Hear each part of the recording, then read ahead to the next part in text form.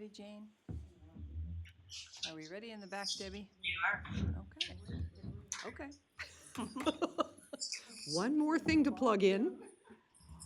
Sorry, we were chatting. Okay. All right. Good morning, everyone. Today is Wednesday, April 3rd, 2024, and we'd like to welcome everyone to the board meeting. We'll call this meeting to order at 9 a.m. The teleconference number is 971-254-3149, conference ID 866-914-607#. Audio capabilities are listen only and are offered on a best effort for the public. Our meeting is also live streamed, and you can join us online by going to our website or going to tctvonline.com, click on live broadcasts. Before we get started, I'd like to remind everyone to mute your phones. You can do this by pressing *6. Please unmute your phone when your agenda item is ready to be discussed. For those joining via computer, please unmute your microphone and turn your camera on when your agenda item is called. All others must remain muted with their cameras turned off. Thank you. Public comment. Those intending to provide public comment to the board may attend in person or email submissions to the public comments email on our website. Public comments received by noon on Tuesday will be distributed to the board, posted online before the meeting, and become part of the public record. You may also provide public comment virtually by registering ahead of time. To register, please email public comments by 12 p.m. on Tuesday prior to the board meeting. Public comments can also be mailed to the Board of Commissioners office at 201 Laurel Avenue, Tillamook, Oregon, 97141. For more information on public comment options, please visit the Board of Commissioners webpage. I know we have one person signed up for online public comment. Do we have more than one?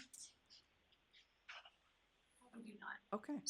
So I'd like to welcome everyone in the room, invite you all to sign the guest list, which is on the little table there as you came in. And we will start this meeting with the Pledge of Allegiance. Allegiance to the flag of the United States of America and to the republic for which it stands, one nation, under God, indivisible, with liberty and justice for all. Thank you, Doug. Okay, so this is the part of our meeting where we invite public comment, and April Bailey contacted us and said that she has a public comment on agenda item 7. Oh, good morning, Good morning. Commissioners. Thank you for letting me make this public comment via phone. And I am sorry for if there's any disruption last week. I did have a software snafu when I was trying to make public comment. So this public comment is about the agenda item number 7, out-of-state travel for the county employee for the drug treatment courts. I want to make it clear I'm not necessarily requesting this not be granted or anything of that nature. And I understand the need for training and that in general, these costs are fairly minimal to the taxpayer. But they are taxpayer dollars. And of course, I'm sure you are all aware that you have a duty to investigate what kinds of things are being offered. I'll give some examples from this exact training of the RISE 24 conference. So one of the classes, and there's a lot of them that I would question personally, but one of them is I got YOV, Black Trauma Resiliency. I'm trying to read exactly what it says. The others, like there's another one called Restorative Justice in Motion, Practical Examples of Restorative Justice Practice in Tribal Healing to Wellness Courts. Understanding Historical Trauma in Native Populations is another one. Just some of them are really out there. And I, just for public knowledge, I hope that you would all address whether you investigate what kinds of classes are being offered at these seminars that we're paying the fees for and paying the travel for, and whether they're in the best interest of the taxpayers of Tillamook County. And my final question would be, do you limit what classes these employees can take since it's taxpayer funds? Obviously, on their own funds, I'm glad for them to go to any conference that helps them. But if we're going to pay for it and it's not in the best interest of the people of Tillamook County, do they have to limit what kind of classes they would take at these seminars? Thank you. Thank you, April. Okay, next on our agenda is the Emergency Volunteer Corps presentation. So I'd like to invite Linda Kozlowski and Brad Hart up. And they are joining us today to make a presentation about the Emergency Volunteer Corps of Nehalem Bay. Welcome. Thank you. Thank you. Thank you, Commissioner Bell and Commissioner Olson and Commissioner Scar. We really appreciate the opportunity to talk a little bit about emergency preparedness in EVC this morning. My name is Linda Kozlowski. I'm the founder of the Emergency Volunteer Corps. With me today is Brad Hart, who's our Vice President of EVC and responsible for all the communication that you see coming out of the Emergency Volunteer Corps. I just want to take a moment to thank you both for your support financially, which has been extraordinarily helpful, but your commitment to emergency preparedness. As I listen to you, and particularly in your meetings on Tuesday morning, almost always emergency preparedness comes up. And that's very different than where we were 17 years ago. And I really honor what you're doing and sincerely appreciate that commitment. It makes a huge difference. Next slide, please. So EVC's mission and purpose is to promote a culture of preparedness. Next slide. And our mission is essentially threefold. We believe in terms of promoting emergency preparedness, it's very important that we deal with personal preparedness. As we all know, a white horse isn't coming in from Portland to save our lives, and we're really responsible for our own preparedness. So being able to provide people with skills and equipment to do that is really important. Secondly, important as well is the community preparedness and resilience. Being able to move through an emergency and come out ready to move forward is really important. And then lastly, and kind of dearest to my heart, is the support of responders, emergency responders, and providing support for them wherever possible. EVC is divided into two divisions. One division is community and personal preparedness, and Brad will be talking about that. The second is emergency response, and I'll be talking more about that. Next slide, please. Our community preparedness division works with the community to make sure they're individually prepared and responsible for the three main things. It can be a bit overwhelming when everybody's trying to get prepared or thinks about it, but the three things we stress to everyone in the public is you need to have a go bag, you need to know where to go using your evacuation route, and you need to have an emergency plan to share with your family. So that's how we sort of start the process in talking with those individuals or groups of the most important things for you individually to be prepared. Next slide, please. Within the community preparedness team, we have some specific areas, learning the art of camping at home. Previously, this was more referred to as shelter in place, but along with sort of the state's approach now, we're making sure people think about the possibility that their home may not be, they may not be able to occupy their home. They may not have water, they may not have heat. So we actually teach classes to learn about how you can camp on your property should your home not be occupiable. We also talk to them about having a stockpile of emergency food, and we'll be showing some examples of how we've done that later. And one of our very important and popular classes is our WASH class, water, sanitation, and hygiene. This is really making sure people are aware of the most important things of getting water, how to make sure the water is clean, how to purify that water, how to store it, and then also how to deal with waste and different things that you may encounter should you not be able to occupy your own home. Next slide, please. We have a program called Prepare Your Neighborhood, and it is essentially map your neighborhood on steroids. What we do is we have a larger group of neighbors, and we provide what we call an assembly area or cluster site, so that this group of neighbors, if there is an evacuation, has a place to go, not to the community assembly site, which takes the pressure off of the community site and really works on neighbors helping neighbors. We provide supplies to get them started, and then they provide additional supplies at the Prepare Your Neighborhood cluster sites. We use yellow radios. Yellow radios are essentially GMRS radios. They're walkie-talkies, but because of the repeaters that we have, we can talk, the community can talk to each other anywhere from Neocani to Wheeler. So we're able to communicate across our segment. And then we have three shelters, which we've actually used a lot recently as warming centers during our ice storms. We provide supplies, water supplies, and emergency supplies to each of those shelters. Next, please. Emergency response, my love. It's just, there's such a wonderful feeling about being able to support your emergency responders. I mean, we've got a great group of emergency responders, and if we can do things that allows them to do more, it really, and provide surge control, it's really rewarding for the community.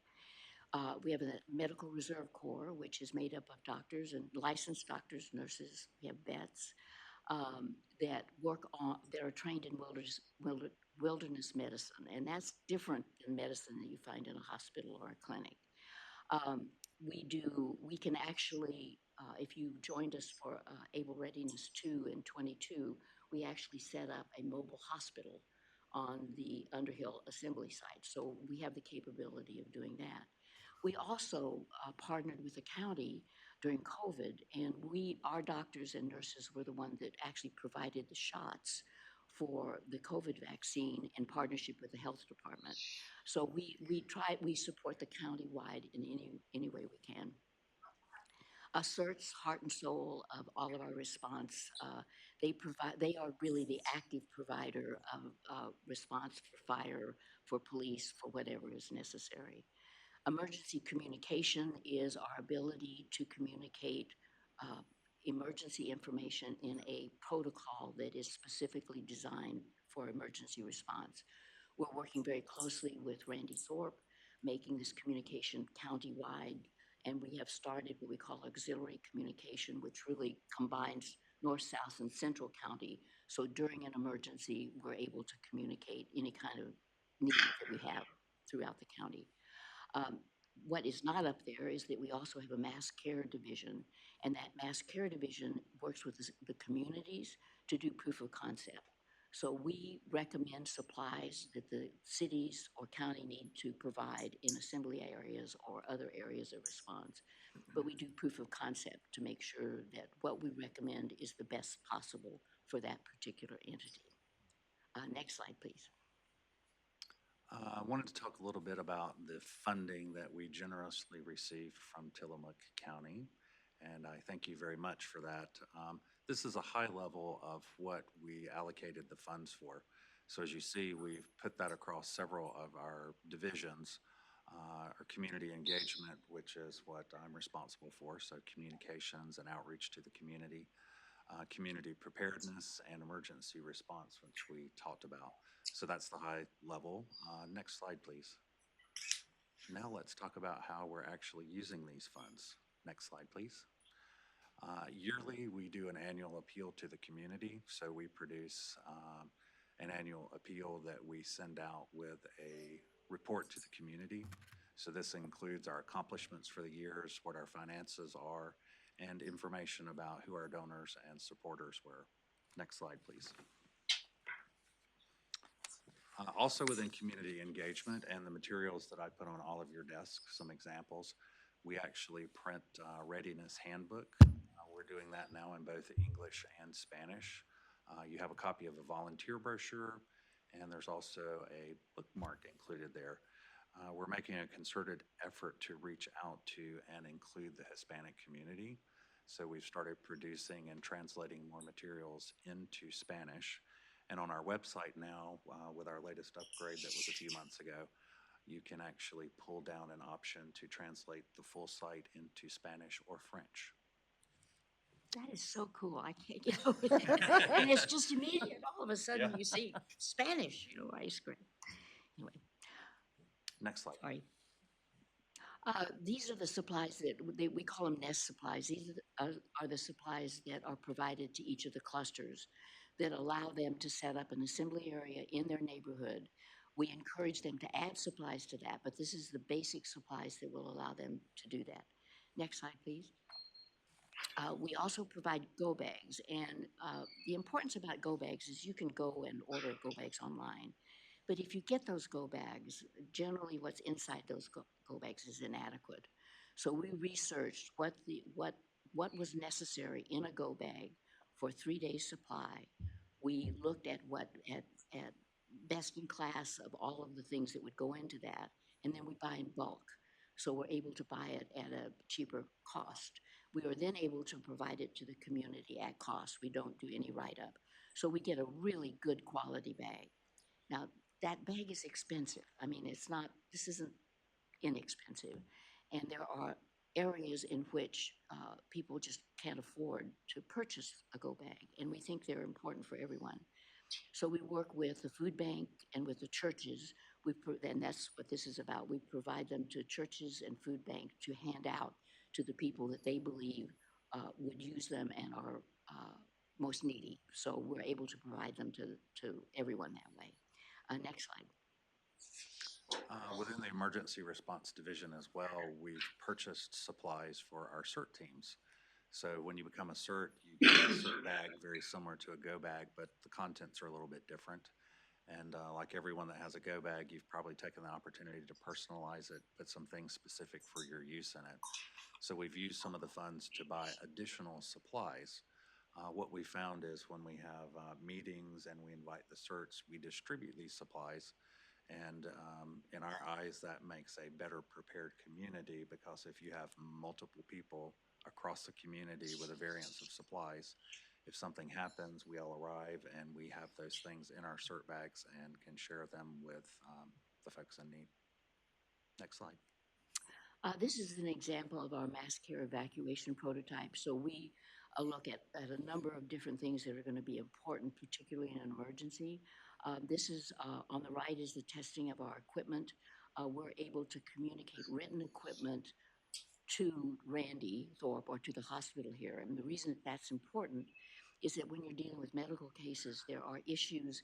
Number one, there's HIPAA, so you have to be really careful of that. But number two, the complexity of that communication is critical, that it be accurate and it be received correctly in order to get what we need in terms of support. So we did that was part of the proof of concept that we did, and then we did the second proof of concept with communication. Next slide, please. Solar lighting is really critical in the assembly area. And so we've done a lot of work in terms of what the best possible way to provide lighting in assembly areas and using solar energy. Next slide, please. This is our mobilization of the Medical Reserve Corps. We had a drill in I think it was 22, that brought in all of the supplies. So that trailer that you see on the right is our Medical Reserve trailer.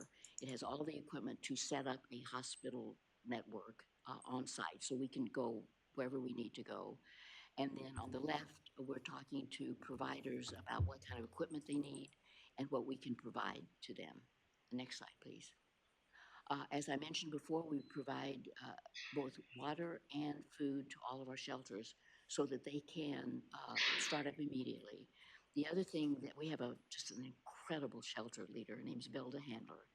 And we have identified shelter support people that are within walking distance. And the reason that that's important is that when you have an ice storm, you can't get in your car and drive, but somebody's got to open it up especially for warming center. So it's a very well organized system, thanks to Velda. Next slide, please. I wanted to talk about some of our more recent accomplishments. One of the things we focus on in preparedness is emergency food supplies. Many cases, this can be a very scary subject, can be a bit overwhelming. So we decided to do something to introduce the concepts to the community and make it fun. So we actually had an emergency food cooking contest. Within this contest, we had 3 chefs. We chose one from each village. So we had a representation from Manzanita, Nehalem, and Wheeler. We had 3 judges, once again, once from each community. The contestants were told in advance that they would have to prepare an entree and a dessert using non-perishable, shelf-stable foods. You can't use any water, and you can't cook anything. So the results were a really fun event. It was probably one of our Oh, it more was great. largely attended great. events. We had limited space.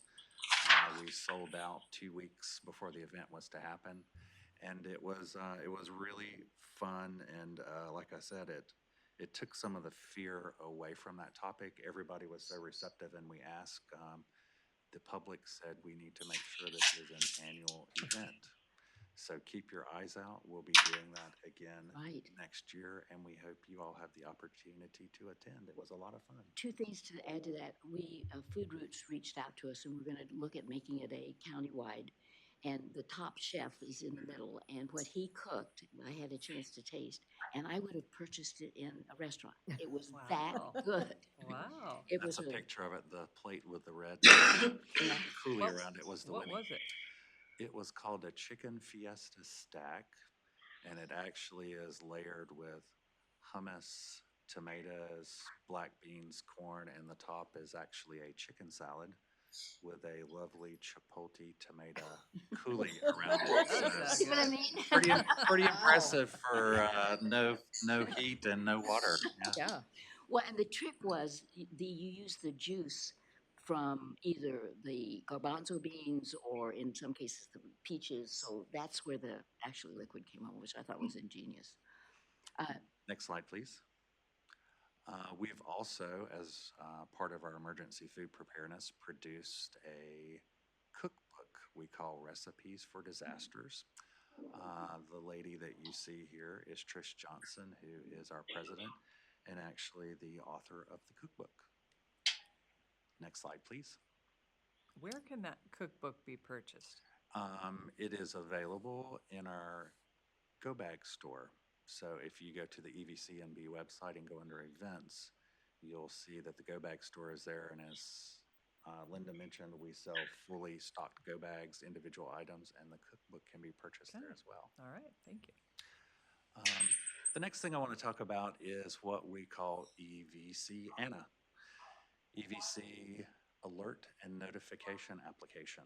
When I first started with EVC, we obviously need the ability, if an incident happens, that we can alert folks as well as activate our volunteers to take action.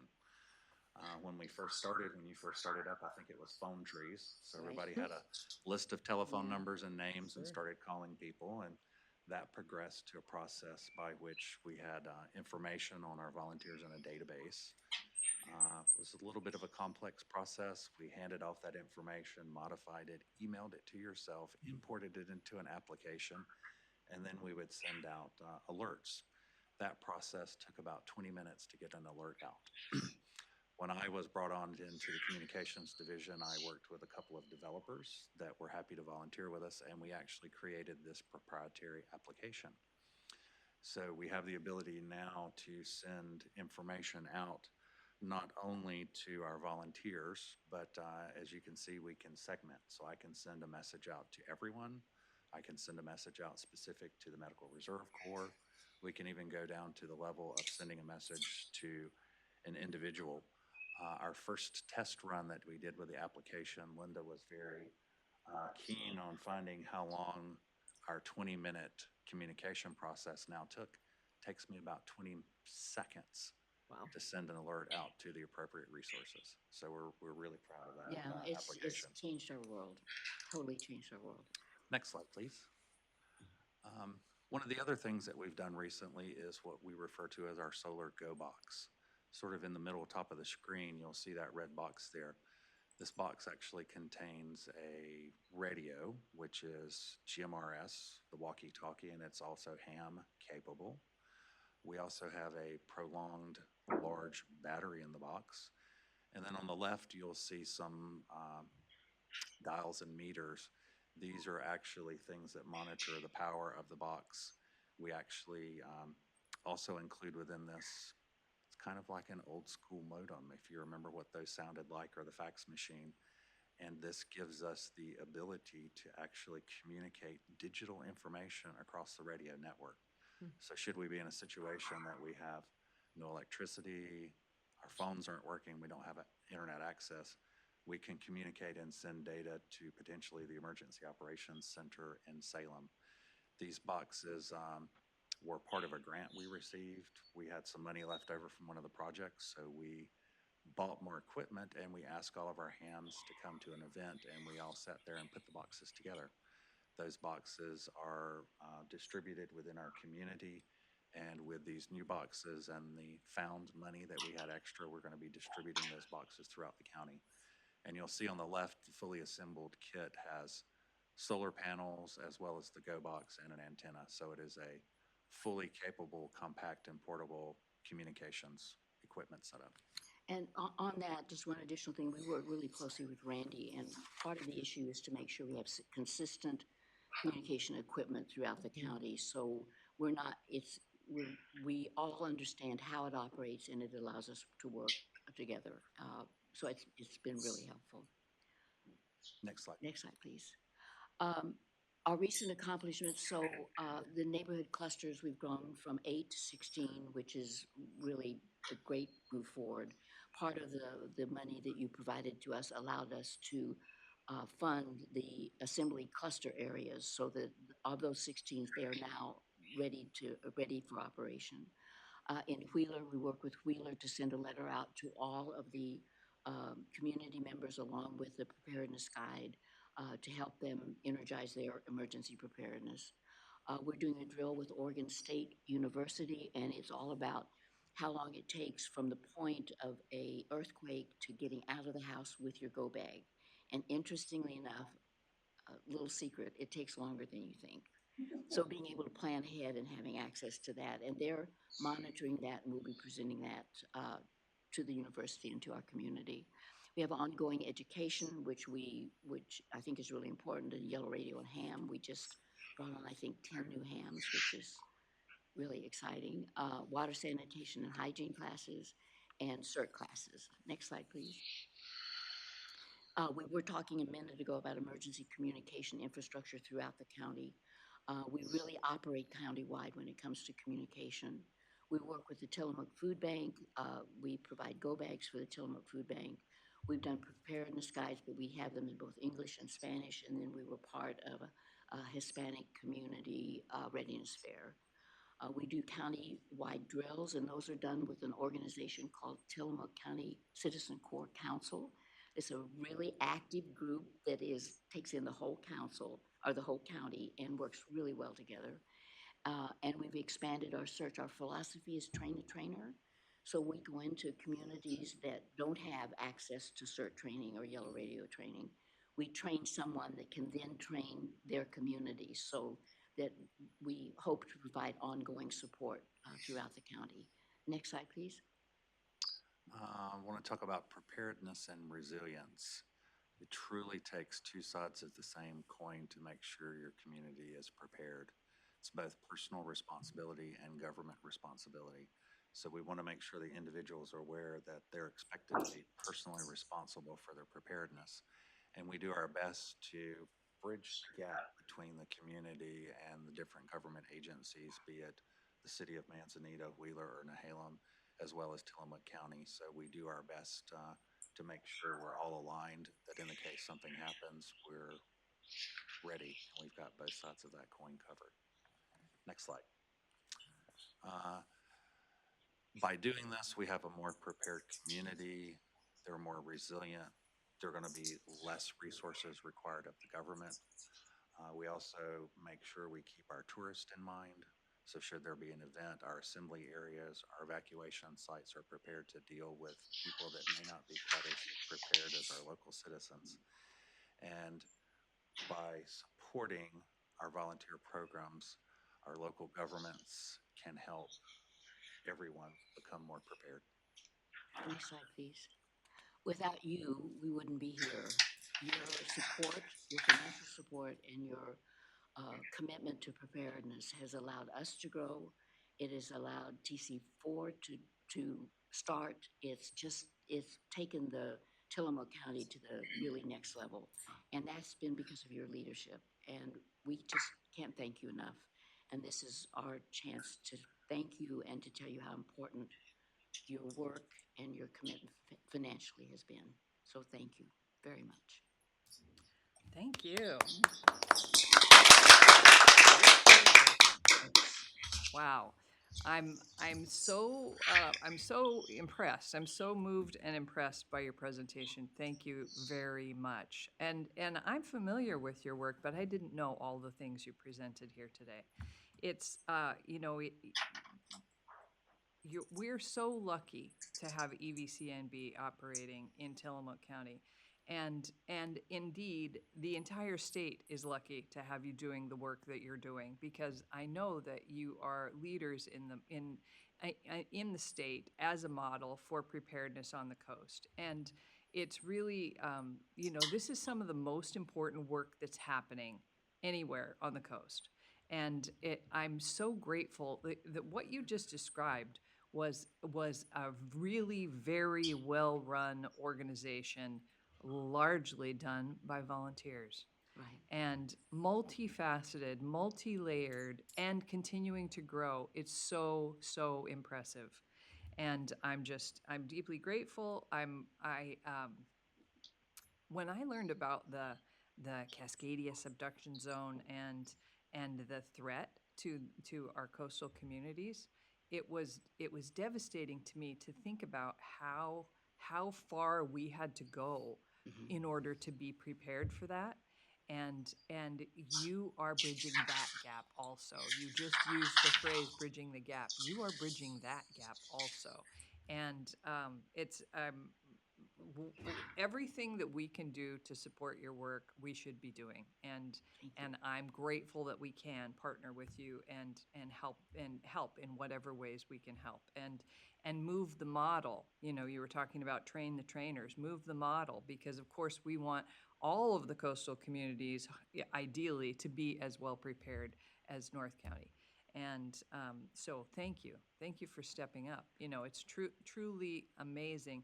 And also not only what you're creating in terms of preparedness in an emergency, but also the community that you're creating in the process is a beautiful thing.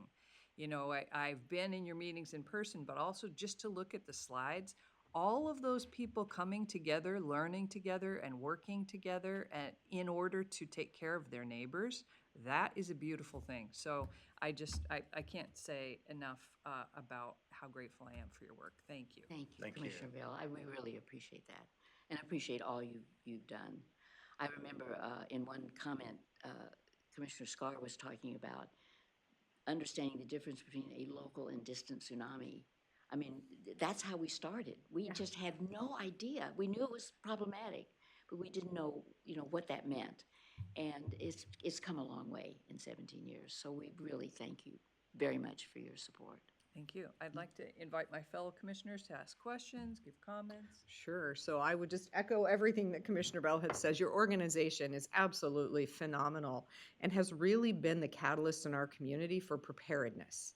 I think that you all just sort of jumped in and said, this needs to happen. We can't be unprepared. And I thank you for that, Linda, and the original founders who said, this is a problem we need to work to solve, and the recognition that our local cities and our county, while we are also an important player in it, don't have the capacity to bring every community up to the level they need to be. And that as volunteers, this is an amazing opportunity for volunteers to get involved, to use expertise, knowledge that they have, passion and energy that they have to really prepare themselves, which is fabulous, because then you can plug into what your cities and your counties and other emergency responders do, which is one of the things that EVCNB does so very well.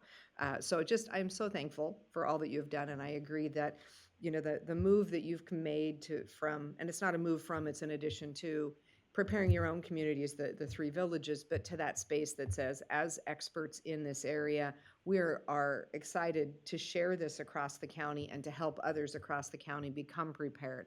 We've seen in the last few years, South Tillamook County really work hard to mimic much of the work that you have done. And for them to be able to stand on the shoulders of EVCNB and not have to start at the very beginning and figure everything out has made such a huge difference in the speed with which they've been able to move to that place of being so much more prepared.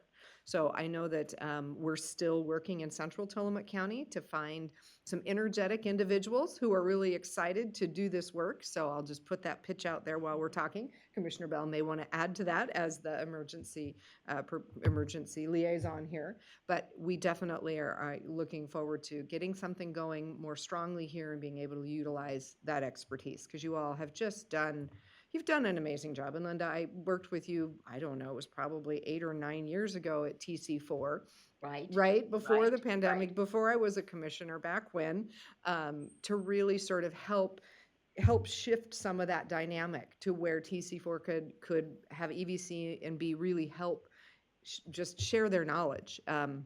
And clearly you've all jumped off with that work and done an amazing job. So I share the gratitude for what you've done. I share the amazement for what a group of volunteers can come together and do. It's just phenomenal. So thank you. Thank you. Thank you, Commissioner Scar. Thank you, Commissioner.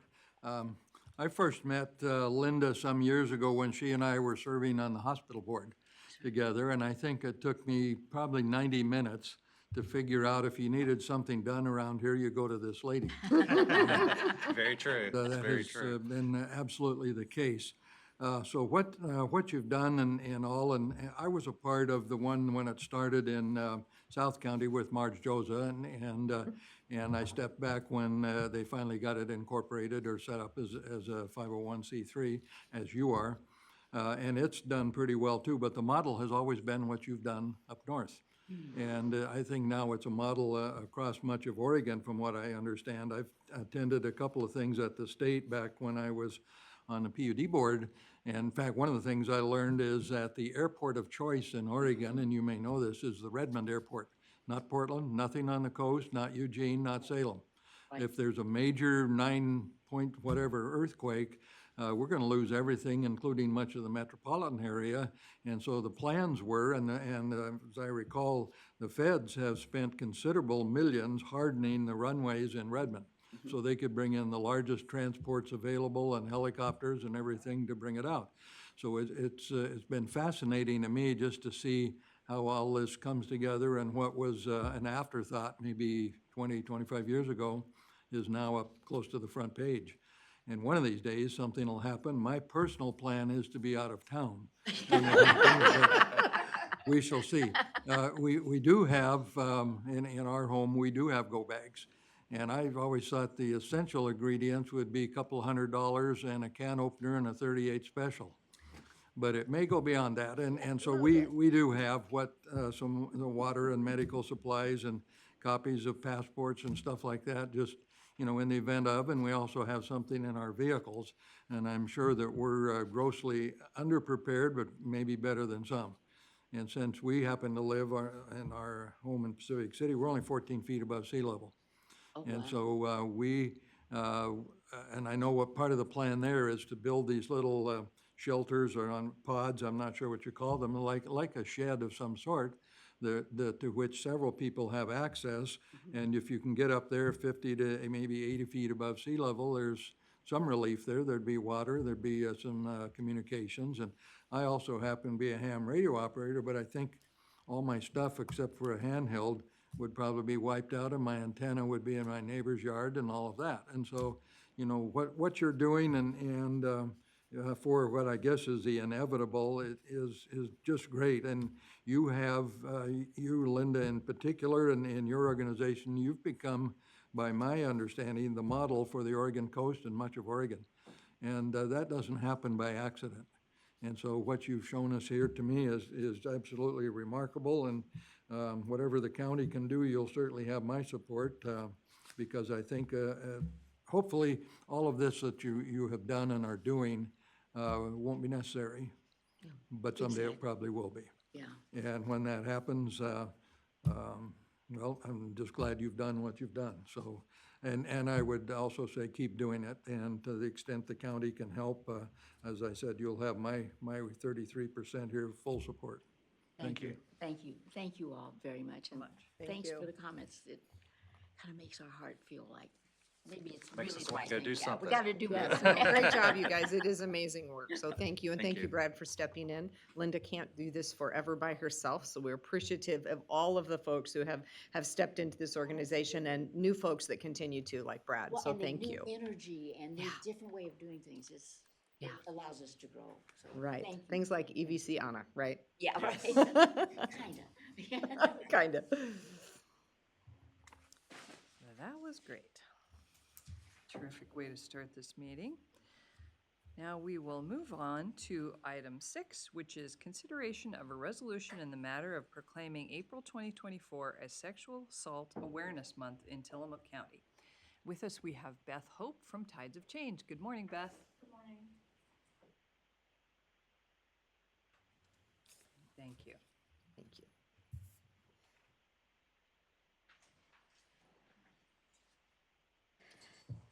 First of all, I apologize for not bringing chocolate. I know that's the usual requirement for us to be here. But before you read the proclamation, I know you have a really full menu agenda, and so I don't want to take a lot of time. But as I think of our work here at Tides of Change, and first of all, what I do, my name is, as you said, my name is Beth Hope, and I'm the Community Response Coordinator.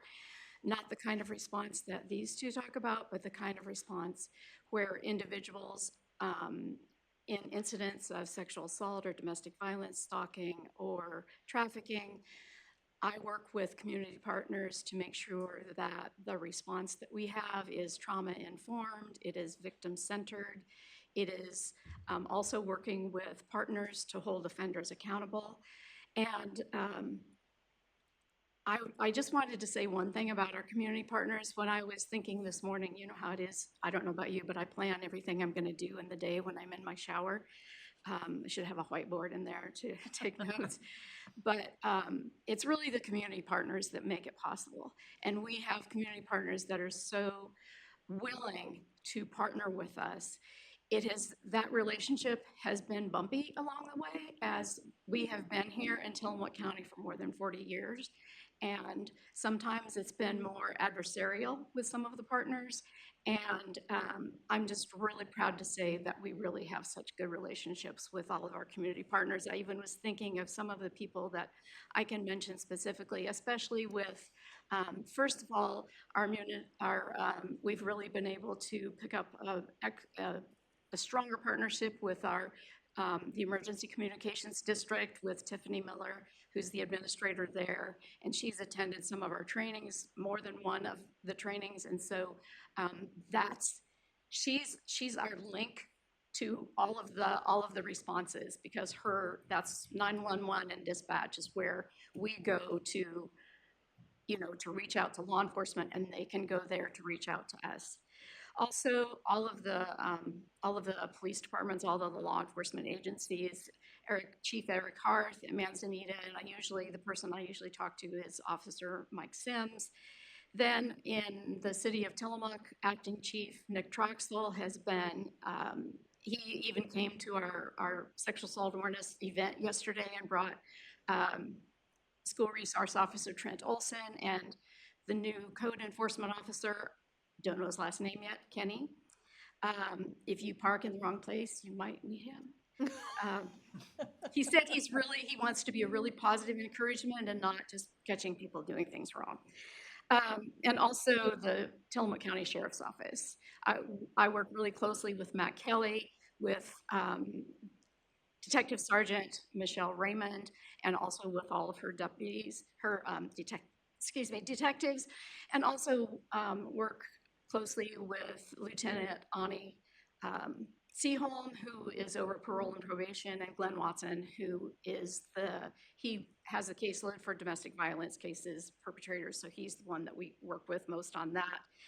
And also in the DA's office, we work really closely with Aubrey Olson, Crystal Dickinson, and Jeremy.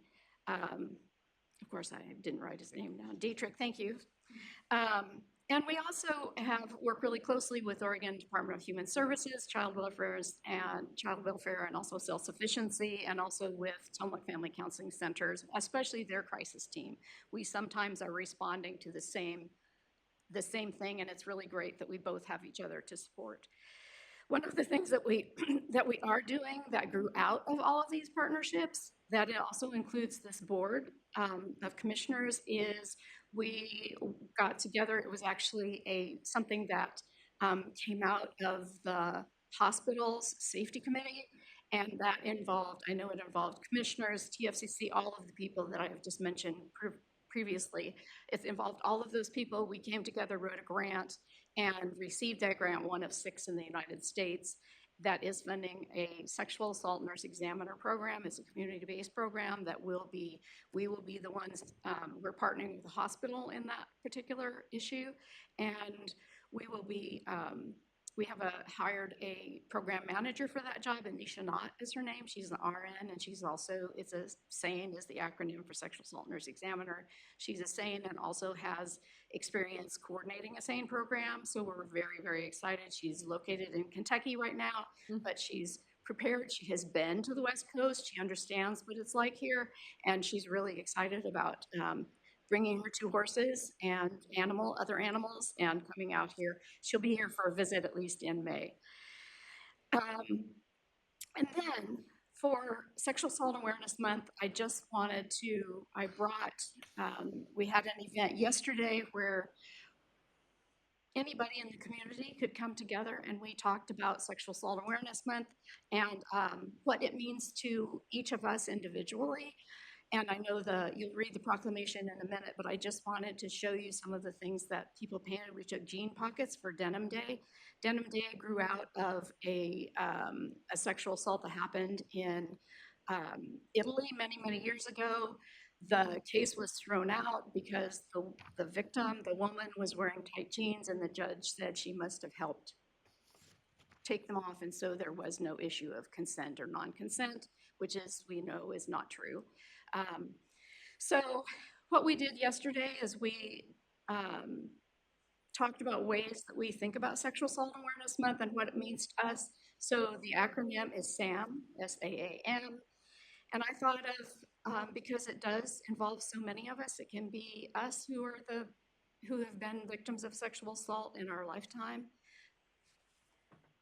We want to be sure. Our theme is our voices have power, and that's really a part of the proclamation this year. And we always want to include Spanish. We serve probably about almost 30% of the people that we serve are Spanish speaking, and more than half of our staff are Spanish speaking, bilingual. So it has the acronym again, and it says End Rape Culture. I really love this one. My story has power. Every story of sexual assault or any kind of violence has power, and when we take those stories out of the secret places and tell them, that has a lot of power as well.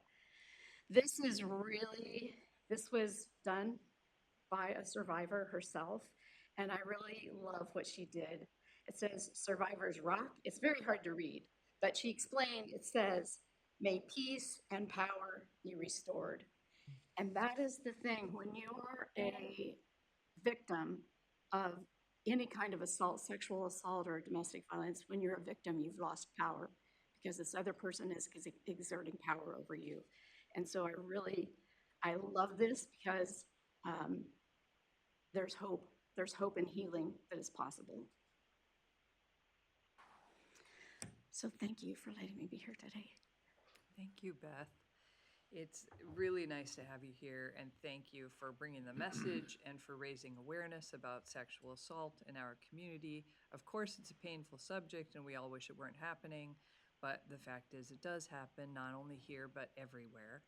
And so what we can do is to surround victims with this kind of loving, full circle support and care so that they can heal and go on with their lives. And I think there, in a broader sense, it's kind of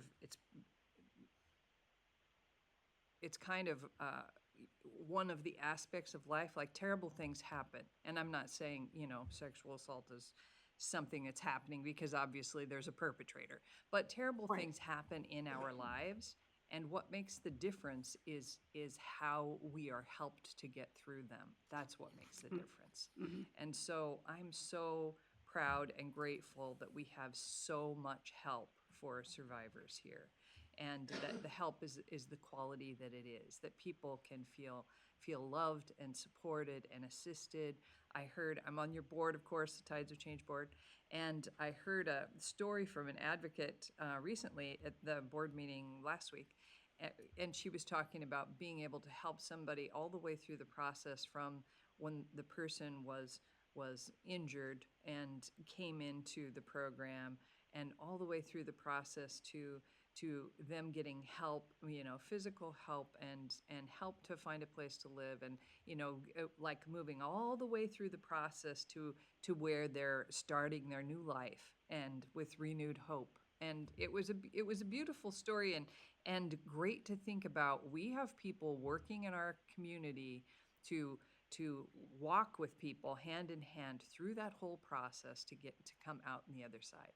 It's very moving. And I really appreciate that you talked about the SANE program, because that's something that's so fabulous that people just wouldn't know about if we weren't talking about it. And people indeed did not know that a couple of years ago we had no SANEs in the community. And Right, so right. people who were assaulted, including children, had to go out of town somewhere else to get the forensic exam, which is of course stressful and horrible.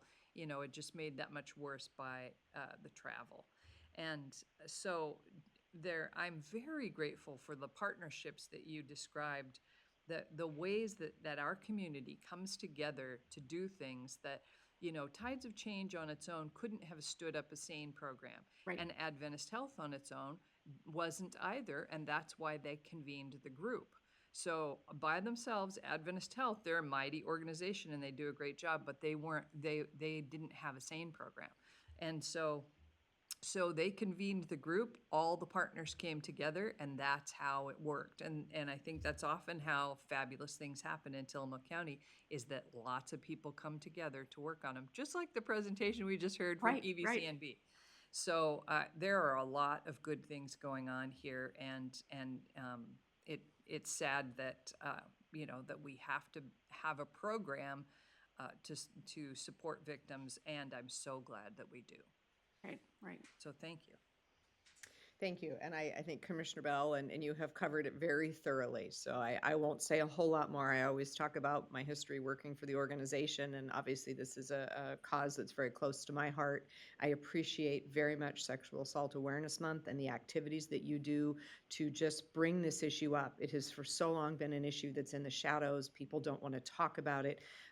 Victims are ashamed and blamed, and that's the narrative that has to be changed. And that's pretty much what I always talk about. Is it's not about victim blaming, it's about offender accountability and changing that narrative so that we really understand that we have to hold offenders accountable. We have to make this not okay in our culture, something that people don't have to hide from, and having services available and easily accessible is a key piece to that. So thank you for all that you do, and thank you for bringing this conversation every year to our community so that we can really work on changing that narrative.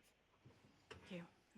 Well, thank you. And I think I mentioned at a previous meeting a few weeks ago that when we were in business in Pacific City, we used to regularly take in people who were referred down who had domestic difficulties without any questions, and it was just part of what you do in that business. And sometimes they had children with them, sometimes not, and just accommodate them.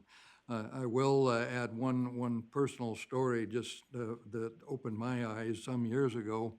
My wife and I lived in Beaverton, and it was what I would characterize as a regular, very nice middle-class neighborhood, and we got to know a lot of our neighbors, including what I would characterize as the all-American family, if there is such a thing. There was, the gentleman had a fairly high-level job, and the wife was a educator, but I think was staying home with small children.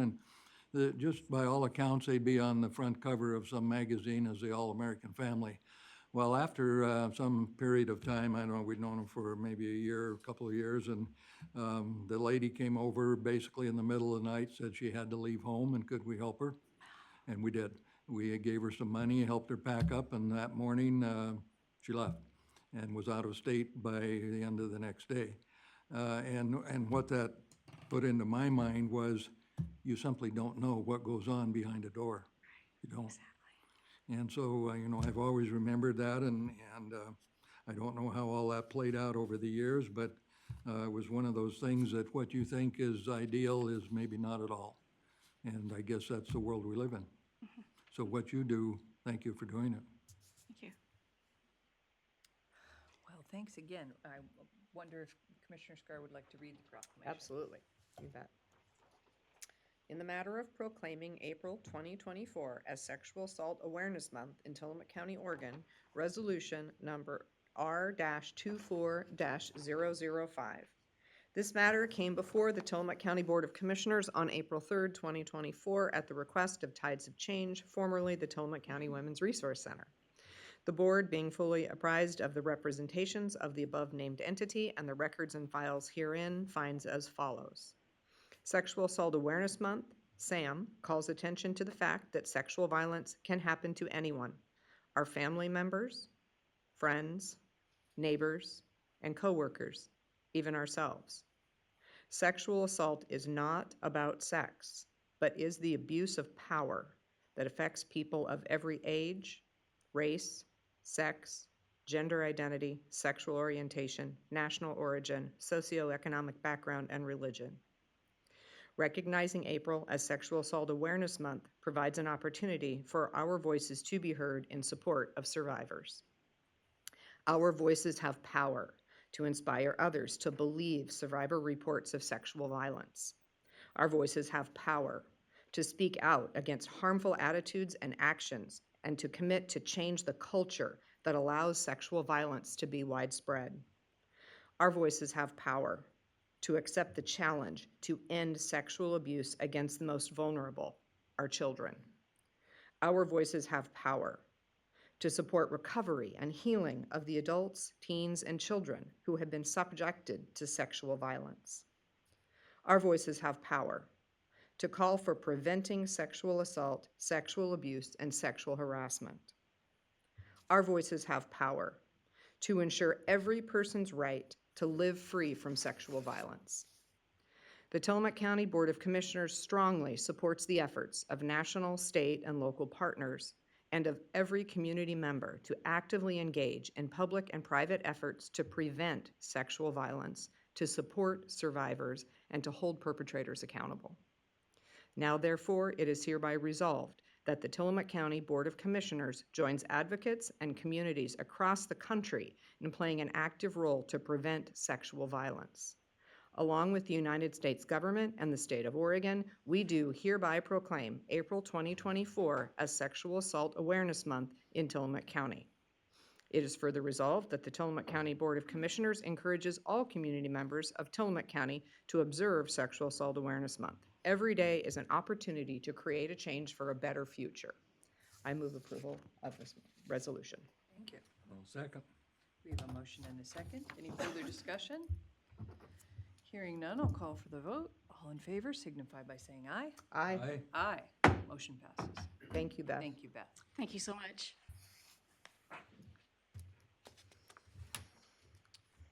Okay, item 7 is consideration of an out-of-state travel request for Crystal Dickinson to attend the RISE 24 conference for drug treatment court professionals in Anaheim, California from May 21st to May 25th, 2024.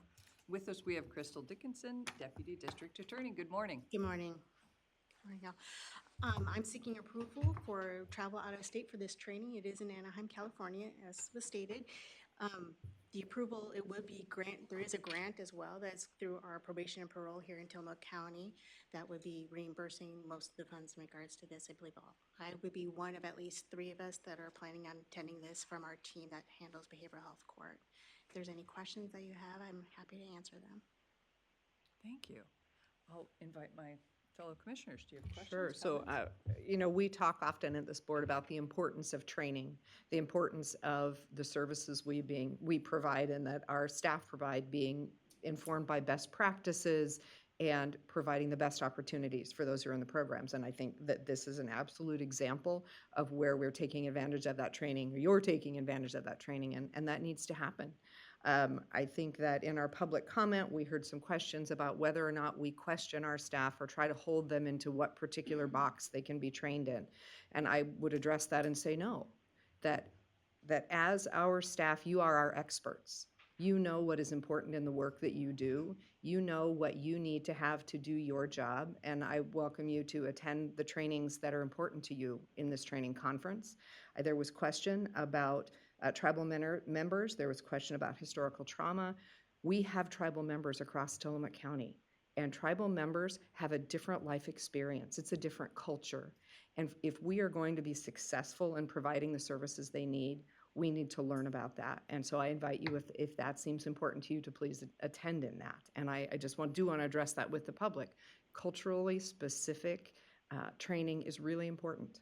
We need to make sure that we are understanding if we're going to be there to help. And the drug court is there to help. The drug court's importance is that there are folks who cycle through our criminal justice system because of a substance use disorder. And we don't want them to just keep cycling through. We don't want to lock them up in a jail and hope that helps. We want to provide them with the services they need to address that. And for us to be able to do that, our staff need to have the right training. They need to understand the cultural specificity of the person they're dealing with. And so it's absolutely appropriate. So Crystal, thank you so much for bringing it forward. I'm excited for you to attend that training and to just better our program. So thank you. Thank you. Thank you. Well, thank you, Commissioner. I would second very much what Commissioner Scar just said. I am not all, for my part of this commission, not at all interested in second-guessing the conferences and educational opportunities. You certainly know more than I and more than probably all three of us and a good many others. What the county is responsible for is the budget. And we go out of our way to see that there are adequate training funds because we don't live in a vacuum. And so as long as we're able to send to selective conferences as recommended by staff, I'm in support of that because if we don't go into the real world and keep up to date with what's going on, and not just the trendy items, but the actual physical facts of what's happening in the world, I think that's a disadvantage to our taxpayers. And so I'm in full support of this. And again, we always pay considerable attention to the travel budgets presented to us every year. On the other hand, if we don't live in a vacuum, as I just said, and people need to be trained, they need to be brought up to date, and I trust that what this conference does is educate you, and I have yet to hear that education's a bad thing, so I'm in support. Thank you, Commissioner. Well, I appreciate and echo my commissioner's thoughts on the subject. I'm glad for you to be able to go. I'm glad for your colleagues to be able to go. And to Ms. Bailey's questions and comments, I also would not think it was appropriate for me to micromanage other leaders in their departments. You know, the truth is the county has fabulous leaders, and we have to trust them to be the subject matter experts in their departments. I wouldn't dream of telling the DA what conferences DA staff should go to or what classes in those conferences they should attend, nor the assessor, nor our chief of staff. We have to trust and respect our leaders, and we're Commissioner Scar mentioned best practice. I'm sure that this is best practice for behavioral health court. It is. I've gone to it in the past. One of my previous positions, I went in 2021 as well as in 2022. That is the core point of this conference, is across the nation, the best practices for behavioral health court as well as drug courts and veterans courts as well. Not that we have one here yet, but it is best practices, and that is a key focus. I want to see what any new things in the methodologies, evidence-based practices are for our behavioral health court to reduce recidivism and help those with substance use disorders. Excellent. Thank you so much. I think we're ready for a motion. Thank you. Madam Chair, in consideration of an out-of-state travel request for Crystal Dickinson to attend the RISE 24 conference for drug treatment court professionals in Anaheim, California from 5/21 to 5/25 of 2024, I move approval. Second? We have a motion and a second. Any further discussion? Hearing none, I'll call for the vote. All in favor signify by saying aye. Aye. Aye. Aye. Motion passes. Thank you so much. Thank you, Thank Crystal. Item 8 is consideration of change order number 1 to prevailing wage rate contract for construction number 6343 with Cove Built LLC for the Health Department at 2111 8th Street Building Addition and Remodel Project. Good morning, Marlene. Good morning. This agenda item number 8 and the next agenda item number 9 are connected, as you can probably see, and relate to the Health and Human Services Department's remodel and expansion of our facility located on 8th Street at the address you just listed. The building is complete, but we have an outstanding construction-related item. That's the generator. This change order will make it possible for our building to or not change order, but this change of adding a generator will make it possible for our building to continue to operate and for staff to function and serve the community when the power is out. The addition of a generator to the building wasn't included in the initial plan for construction. Grant funding that we found provided an opportunity to purchase and install a generator, and consequently resulted in a change to the project. However, the purchase and receipt of a generator has taken longer than the original time frame for completion of construction of our project. So, or consequently, as described in the change order, given the amount of the generator purchase and installation, the Board of County Commissioners need to review and approve the purchase and installation of this generator. So the total cost is $70,785.95, as is described in the change order number 1. It's previously dated and signed by the architect, the contractor, the department administrator, myself in May and June. But again, this requires commissioner's signature, it was noted. And then I'll speak to change order number 2 just for context. Change order number 2 extends the term of the agreement with the contractor through July 31, 2024 to allow for installation of the generator, which again requires the Board of County Commissioners review and approval. So although signed by the parties previously, it's for you to consider today for your approval. Both documents have been reviewed by legal counsel, but I'm not sure if there's additional comments that you'd like to speak to now, Bill. I'll leave that up to you. No, I don't. It's straightforward. Extend the term and a little more money for a generator, which I think we probably need. I wouldn't want to be a patient there and have the power go out and not some way of, getting me around 90. Most things I think require, most of you probably know, electricity or something like that to keep working. So it's standard stuff. Okay. Thank you. Commissioner?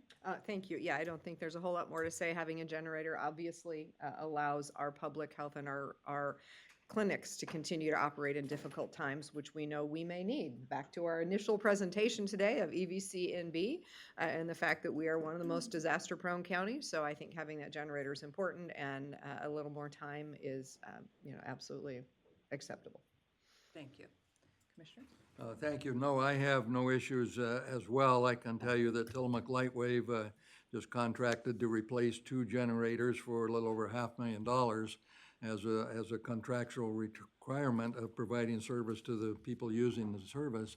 And what turned out to be, was supposed to be 3 to 4 months, I think, ended up being closer to 8 months to get it all done and in. And so things don't always happen. And to legal counsel's point, if you're having open heart surgery and the lights go out, you really truly would like to have things restored fairly quickly.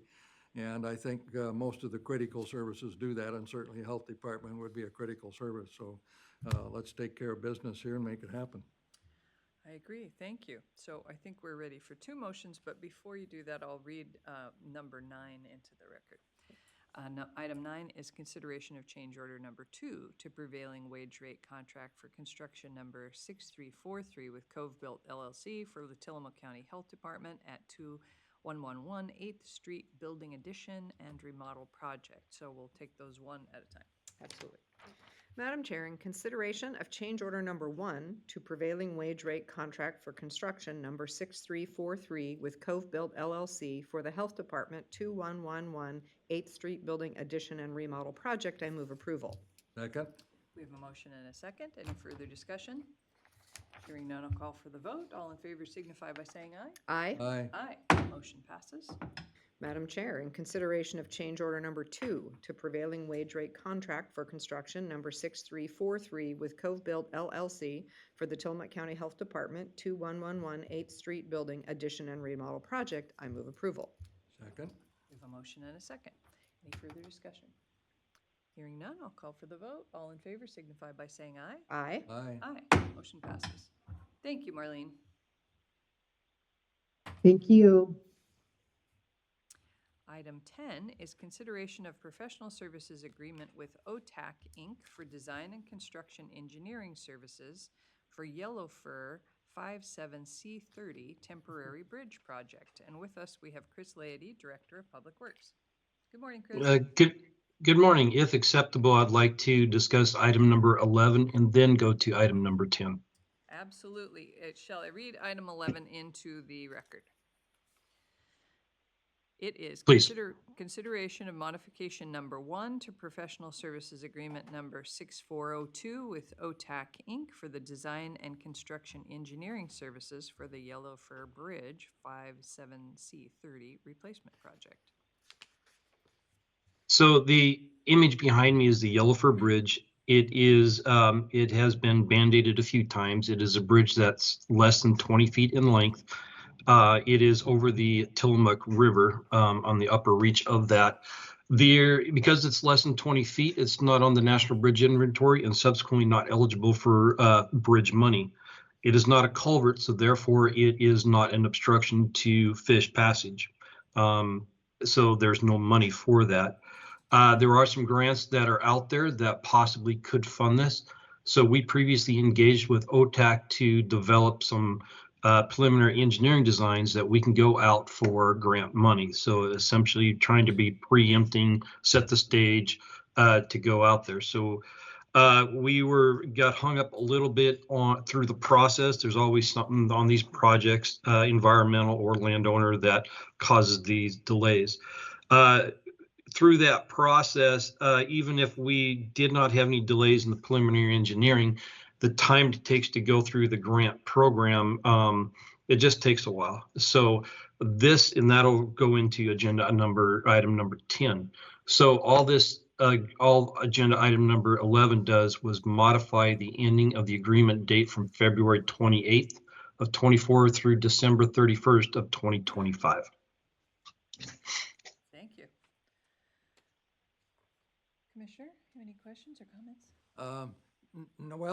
One, the bridge itself, I think I know where it is, but what's the capacity? Is there a load limit on that one? It's currently not load limited. It previously was.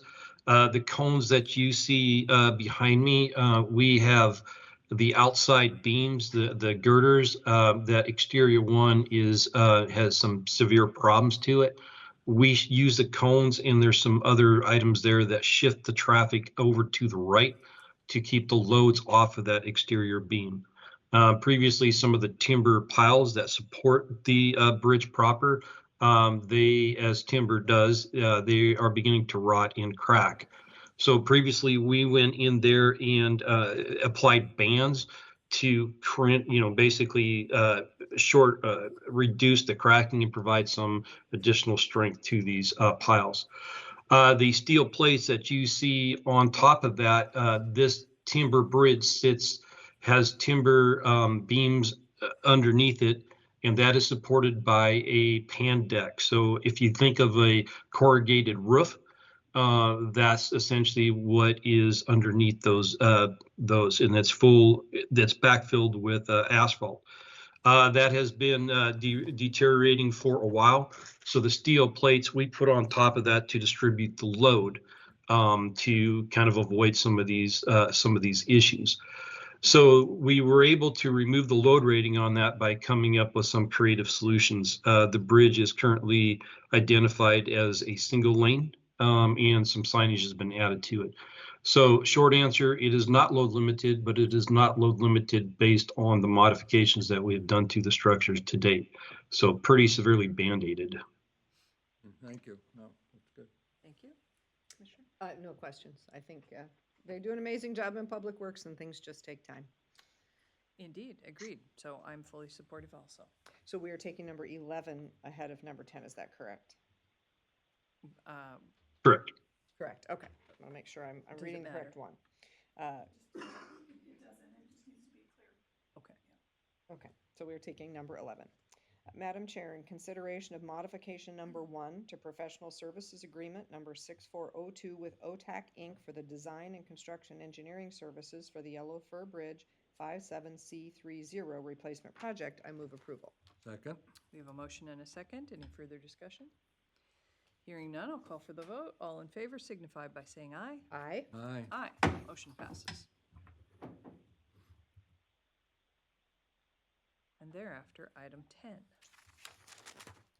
Okay, is there any more discussion for item 10, or are we? I think we've covered item 10. Would you agree, Chris? Yes, I believe you. So item 10 is, so December 2015, I know everybody's getting tired of hearing that date. I am too. The Dick Creek on Bay Ocean Road, that culvert blew out. It is currently, at that time, a temporary bridge. So they put bridge beams over that, just exactly what we did with Crystal Creek. Over the top of that, we rented those beams for a period of time and subsequently ended up purchasing those. The design and construction of the Dick Creek is managed by ODOT. It is currently under contract with Farline Bridge, with OTAC Engineering providing those services. Dick Creek, those temporary beams that are there, this plan is proposing to take those beams off of Dick Creek and put them over to Yellow Fir and overspan the Yellow Fir Bridge. So we bypass the timber entirely by putting those concrete beams with some foundation underneath over the top of the Yellow Fir Bridge and just bypass the timber. And that will serve as allow for a temporary bridge until such time that we can find funding to replace the bridge. So this project does the design for that for $33,000 and $33,072. It is really intended to be a short-term duration until such time that we can actually get the money to build it officially. The same concept that we had done with Crystal Creek that was recently happened in December of last year. Those beams, ODOT and Federal Highway will be purchasing brand new beams for the Crystal Creek project. Those beams that we installed for our temporary project will be relocated to the Tillamook yard and be allowed to be used for other emergency situations so we can readily respond for the next culvert that blows out. So essentially we are doing the beam shuffle game, just like clamshells. So item number 10 is to pay for the design, because we still need a foundation for those beams, to allow for the relocation of the Dick Creek beams, which were temporary, to go over the top of the Yellow Fir Bridge, which are also temporary, until we can get the money to build. Thank you, Chris. I really appreciate your, what you just talked about as the clamshell game, your creative and flexible use of materials. So it's really, it's a wonder of your ability to manage with limited resources, and you do it really well. Thank you. Yeah, I agree. Yeah, I mean, just the logistical pieces of this bridge will be finished, so we can take the temporary beams, we can move them to this bridge, we can move those there. It's just a lot of logistical work to keep all of our roads open and, yes, exactly, all the bridges functional, so thank you for that. I've often wondered if we have this problem exists, or if it exists in Nebraska, because we have a little more water and culverts and drainage problems and so on. But the guy on TV here is quite amazing in terms of moving pieces around to make the system work and keep working. So good for him, good for us, good for the citizens. Let's do it. Okay, terrific. Okay. Madam Chair, in consideration of professional services agreement with OTAC Inc. for the design and construction engineering services for Yellow Fir 57C30 temporary bridge project, I move approval. Second? We have a motion and a second. Any further discussion? Hearing none, I'll call for the vote. All in favor signify by saying aye. Aye. Aye. Aye. Motion passes. Thank you, Chris. All right, moving on to item 12, we have consideration of Tillamook County Grant Agreement 2024-MHF-4 with Highland Apartments Manzanita LLC for multifamily rental housing. And with us, we have Parker Sammons, the Tillamook County Housing Coordinator. Good morning, Parker. Good morning, Commissioners. How are you? Well, thank you. How are you? Quite well. I'm excited to share this contract with you. This is the first of the 3 contracts you will receive from me over the next coming weeks. This is for the Maker Manzanita Pines project up in Manzanita. This is the 34 workforce level housing unit project that the Multifamily Rental Housing Fund has urged you to support, and this is the contract to finalize that agreement. Thank you, Parker. Well, Parker, this is very exciting. This project in Manzanita has the opportunity to provide both workforce and affordable housing with the developers who are both have property up there. Recently, the city of Manzanita received state funding for water infrastructure to make that area developable.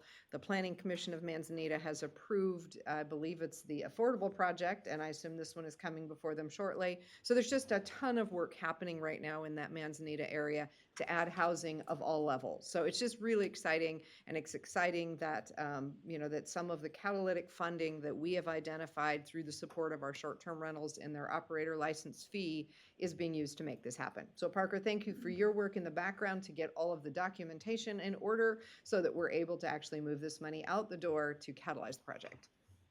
Let me also take a moment to appreciate the work that Deborah Garland and Bill Sargent put into making this happen on a very tight timeline. So I just want to call that out and thank you guys. Yeah, I was happy to work with Parker, and now we've got a form, that's all set, and it won't take nearly as much time for the next Perfect. to roll out. Yes, Terrific. thank you. Well, thank you. My only comment is this is very encouraging to see things actually happening. Sometimes we just talk and talk and plan and talk some more, but this looks to me like this is actually going to turn some dirt and make things happen. So let's get this one done as well. Thank you. Thank you. I agree. It's very exciting, and I've heard a lot of positive things from people in the community about how excited they are about this project in particular, and no one ever dreamed that workforce housing could even happen in Manzanita because the property values are so high. But of course, there are a lot of people who work there who need, reasonably priced housing. So it's very exciting for Tillamook County as a whole and also for that community in particular. So thank you for your work on this, Parker. Okay. Thank you. Madam Chair, in consideration of Tillamook County Grant Agreement number 2024-MHF-4 with Highland Apartments Manzanita LLC for the multifamily rental housing, I move approval. Second? We have a motion and a second. Any further discussion? Hearing none, I'll call for the vote. Those in favor signify by saying aye. Aye. Aye. Motion passes. Thank you, Parker. Thank you. Item 13 is consideration of an order in the matter of approving an application for real and personal property tax exemption for the Nestucca Valley Community Alliance. And with us, we have Carrie Fleischer, Property Appraiser 3 from the Assessment and Taxation Department. Good morning, Carrie. Good morning, everybody. Good morning, Commissioners. Before you is a board order approving a tax exemption for the Nestucca Valley Communities Alliance. They submitted an application to our office under ORS 307115, and in that statute, it requires us to forward that application to the Board of County Commissioners for approval and or denial.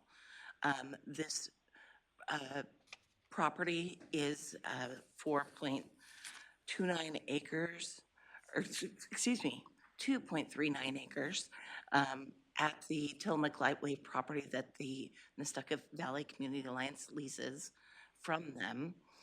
And they have, they have previously applied and were approved for this exemption from the Board of County Commissioners in 2014, well, 2013. And they only, this exemption only requires a 10-year approval. So they are back, this exemption is back in front of you. During that time, the park has been developed. There's a new pretty large skate park for the community, as well as a gravel parking area that provides overflow parking that they do charge by donation for parking. And this is one of the few tax exemptions which comes to the Board of County Commissioners. There's very few. Most of that is usually handled internally within our office, but this is one where we could present to you and provide information to you. And do you have any questions? Thank you, Carrie. Commissioner Scar, do you have questions? So, Carrie, do we know how much tax is being exempted, what the dollar amount is? Just, I'm sure people would like to know. We had a value last year on the property of $1.7 million with an effective tax rate about 0.6%. I haven't quite done the math. Okay. Yeah, I'm not, you would have to do the math in front of me. I Okay, was not prepared to answer that question, Okay, but it would be considerable because of the land value in that area. right, high value land. Okay, thank you. Yeah, I think that the Nestucca Valley Community Alliance has done an amazing job. You know, I know that over the past few years, the development of the skate park was done as a volunteer effort. There are a lot of people in that community who have put in a ton of time to make this park available both to their local residents as well as the visitors, which makes it a great community resource. It encourages both our kids to get out, and we want our kids to get out and be active, right? And it encourages our visitors to have a good place to go and enjoy. So I think it's a really useful project. I think the parking is another piece that for Pacific City is absolutely of high value in our book. We want people to have access to parking. We've certainly struggled during the pandemic down there, having an adequate amount of parking. So when you look at this and you say, is there a community good that offsets the tax abatement that's being offered? I think the answer is yes. I would love to know the number just because I think it's going to be a question. Yeah. I will follow up that if this was not under lease and it was in Tillamook Lightwave's ownership, Yeah. we did, because of their organizational structure, based on Port of Tillamook Bay and Tillamook County and the Tillamook PUD structure, we received a Department of Justice agreement, and it basically instructed us only 1/3 of that property would be taxable, and that was due to PUD's ownership. So the underlying property, only 1/3 of that would have ever been taxable had it not been leased or the exemption granted. Okay, which is helpful. So this would not have been a large tax Correct. earner for us because it's already in use by Tillamook Lightwave, which is an intergovernmental agency, therefore with PUD's use has tax abatement already for the 2/3 of it. So there was just the 1/3 remaining. Correct. Yeah, thank you for that. Thank you.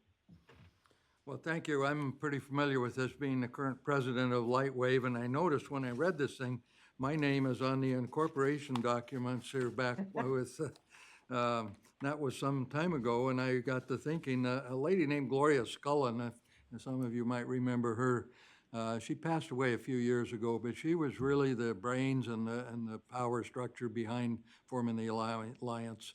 way back when. And as Commissioner Scar pointed out, they've done some really good things, and it's another group that just comes together. Someone takes a leadership role and they get stuff done.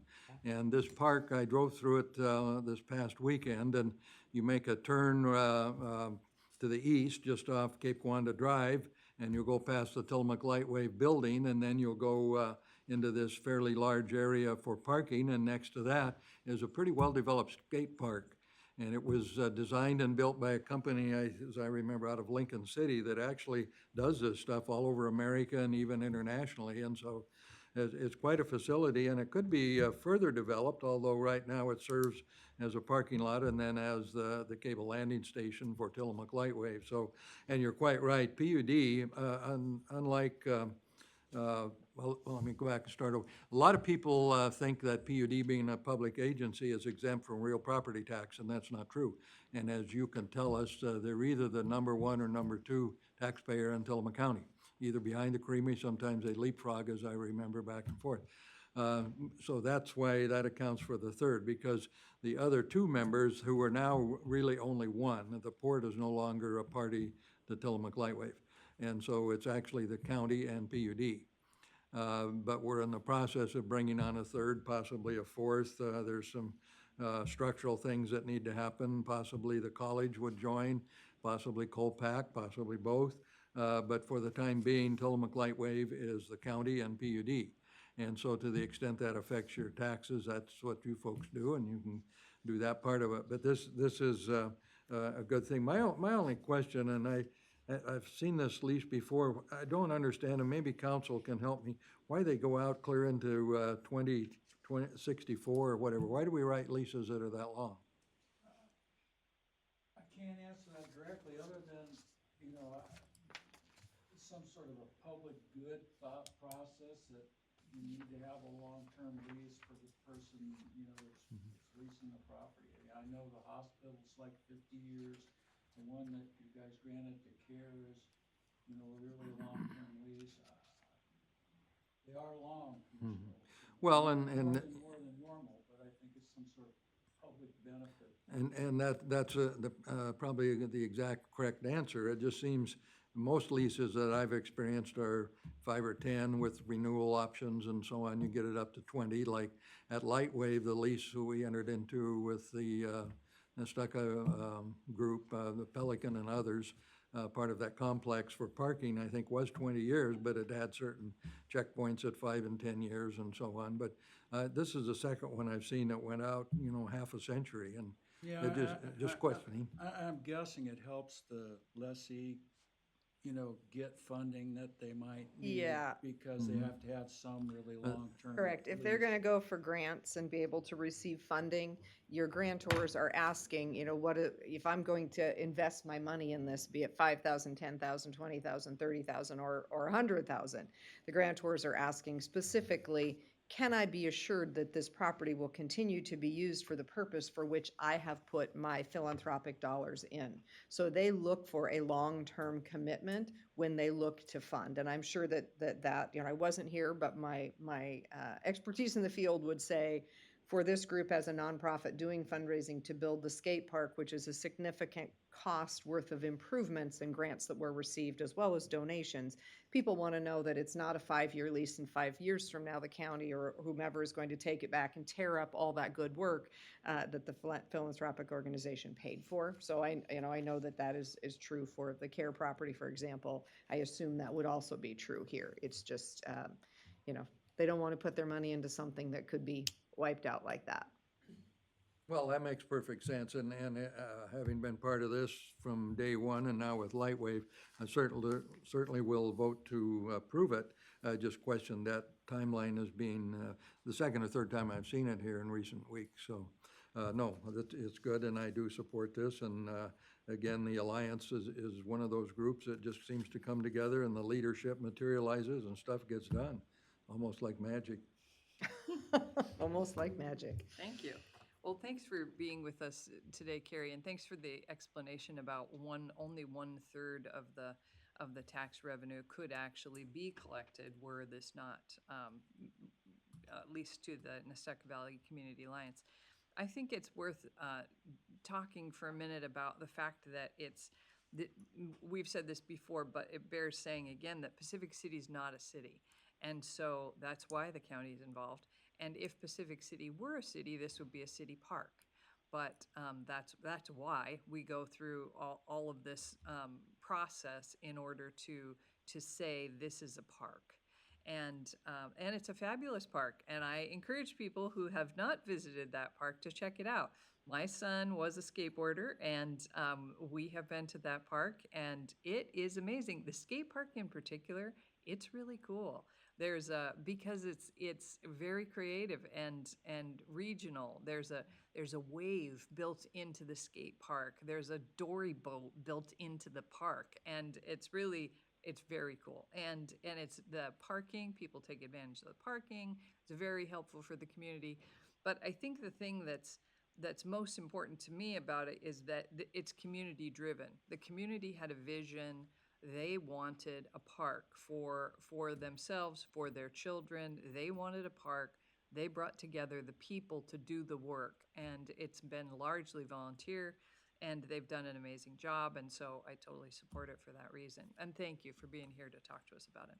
You're welcome. Thank you. Okay, I think we're ready for a motion. I would say one other thing, which is a recognition that this is not lost tax revenue that we were receiving that we are not. This is tax revenue that has not been received in the past and is continuing to not be received. So it's not a loss in that way. Yeah. So just, I think it's, as people look at it and go, what? It's helpful to understand that. Okay, Madam Chair, in consideration of order number 24-014 in the matter of approving an application for real and personal property tax exemption for the Nestucca Valley Community Alliance, I move approval. Second? We have a motion and a second. Any further discussion?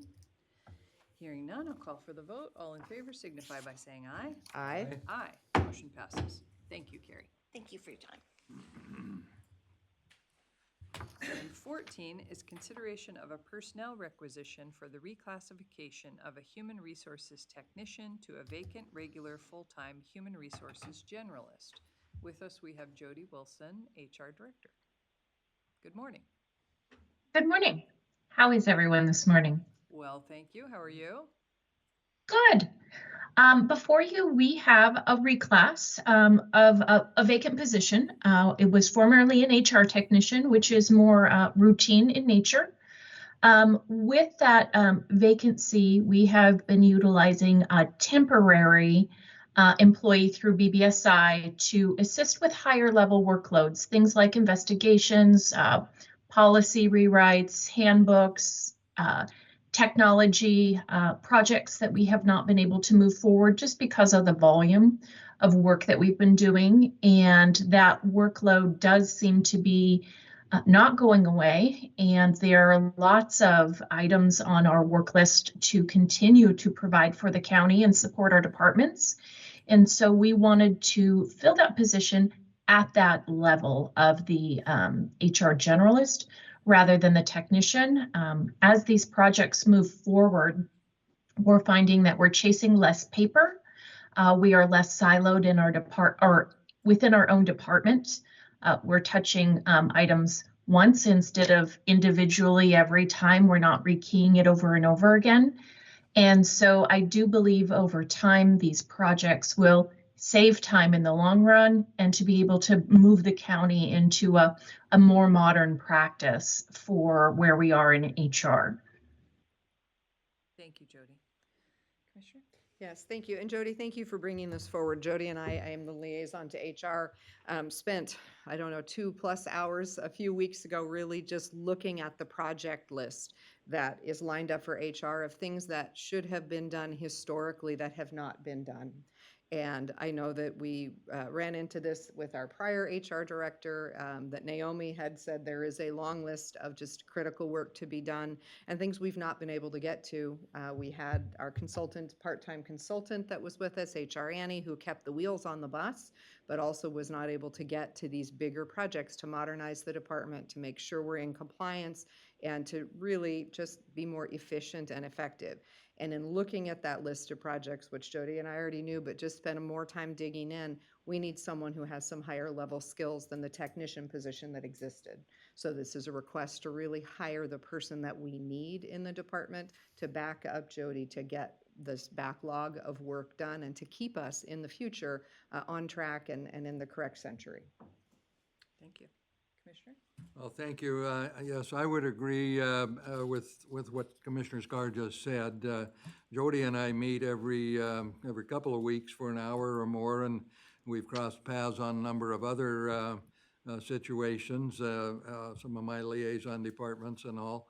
And I found her to be an exceptionally committed and dedicated public servant and very knowledgeable. And thinking back over the years, I can see where Tillamook County has had a number of things that should have been done, but for whatever reason didn't get done simply because there was not the staff to do it or the funding for an outside or whatever, and so they sat on the shelf or didn't get updated or didn't get done at all. And I think this is a step forward to get someone who can take on some of these projects and bring Tillamook County into a little bit more modern practice, recognizing that human resources is evolving. For example, it hasn't been all that many years when equal pay came into statute in Oregon and elsewhere, I think, in America. And so there's lots of work to be done because we employ people in almost as many classifications as there are employees, which I was surprised to learn. But so this is a full-time job and more, and so let's get the right staff to help. So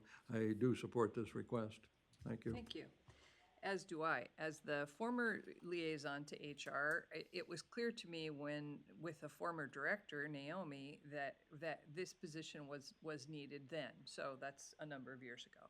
And the reason, as Jody stated, is that there are personnel matters. There are so many personnel matters that there are too many for the HR director to do everything. So it's just a gap in our ability to provide the service. And so I think this makes sense in terms of the smooth, efficient functioning of the department. So I'm also supportive. Thank you. And I think one of the things that we want to remember is that there are certain departments within the county that provide services to the other departments of the county. And so when HR is understaffed or incorrectly staffed, it impacts every single department of the county. So we think about HR as its own department, but HR is a service provider to our departments. And I would suggest that we are hearing from and feeling from our many departments the challenges they face because we don't have the correct staffing in HR at this time. So this is important not only for HR as a department, but for the county as a whole. So, thank you. Okay. Madam Chair, in consideration of a personnel requisition for the reclassification of a human resources technician to a vacant regular full-time human resources generalist, I move approval. Second. We have a motion and a second. Any further discussion? Hearing none, I'll call for the vote. All in favor signify by saying aye. Aye. Aye. Aye. Motion passes. Thank you, Jody. Thank you very much.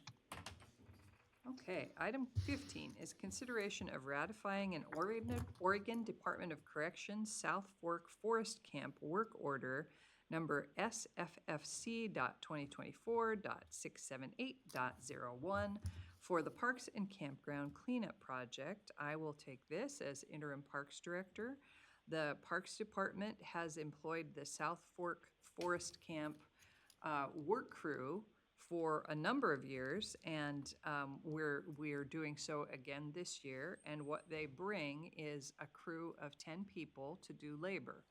And they have previously been invaluable as the longtime parks liaison. I've heard that report year after year that they come through. So for example, at Barview Jetty, there are 324 campsites. A lot of them are closed for the winter. They're closed right now, but they will all be open and full in the summer. And so those campsites are full of dead trees and broken limbs and, the detritus that happens in a forest.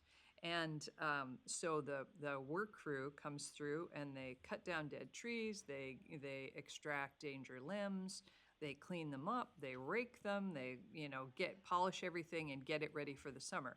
And it's important that they come through now before all of those loops are open.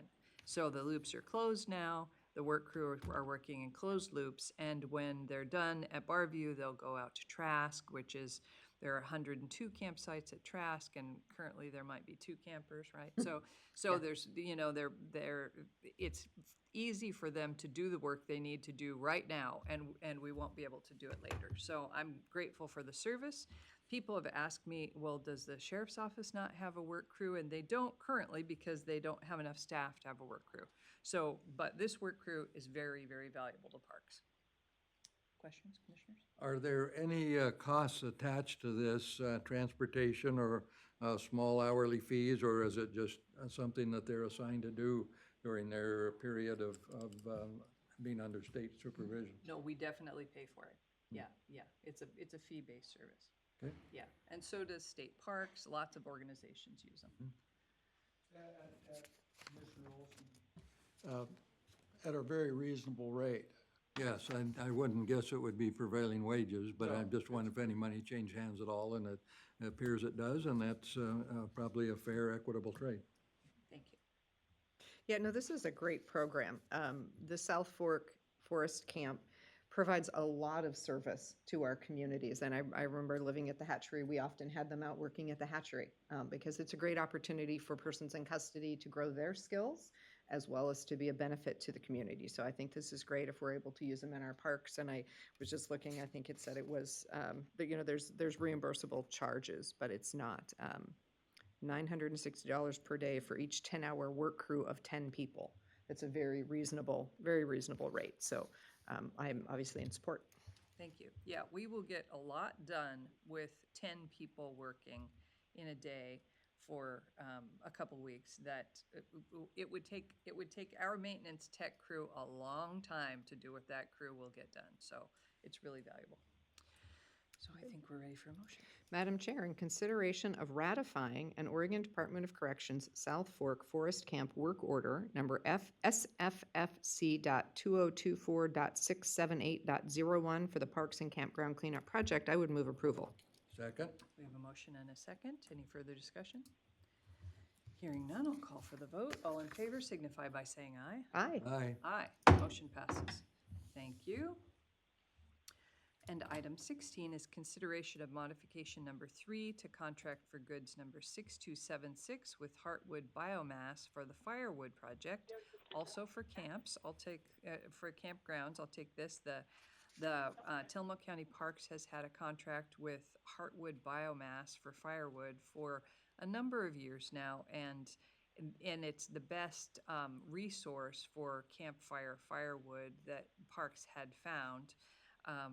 Previously, they had some firewood that was less wonderful because it would be green or smoky, not burn well, or not palletized. So this wood is dry, it burns well, and it's palletized, which is very important for our crew to be able to move it around, to move it around in the parks and to outlying parks. So it's a great product and good service, and we'd like to continue. Yes, I do. So again, the financial side of that, does the park department buy the product and then resell it to campers? Correct. Or does it, okay, so you buy it, inventory it, or it's in the inventory of the park and then it's sold? Do you sell it at cost or mark it up a bit? Just a bit, yeah. We do mark it up. Okay. And recognize for those watching, the parks is not a general fund organization. It's fully funded by what you just heard, is the fees paid by the campers. So that's running it just like a business. Yeah, thank you.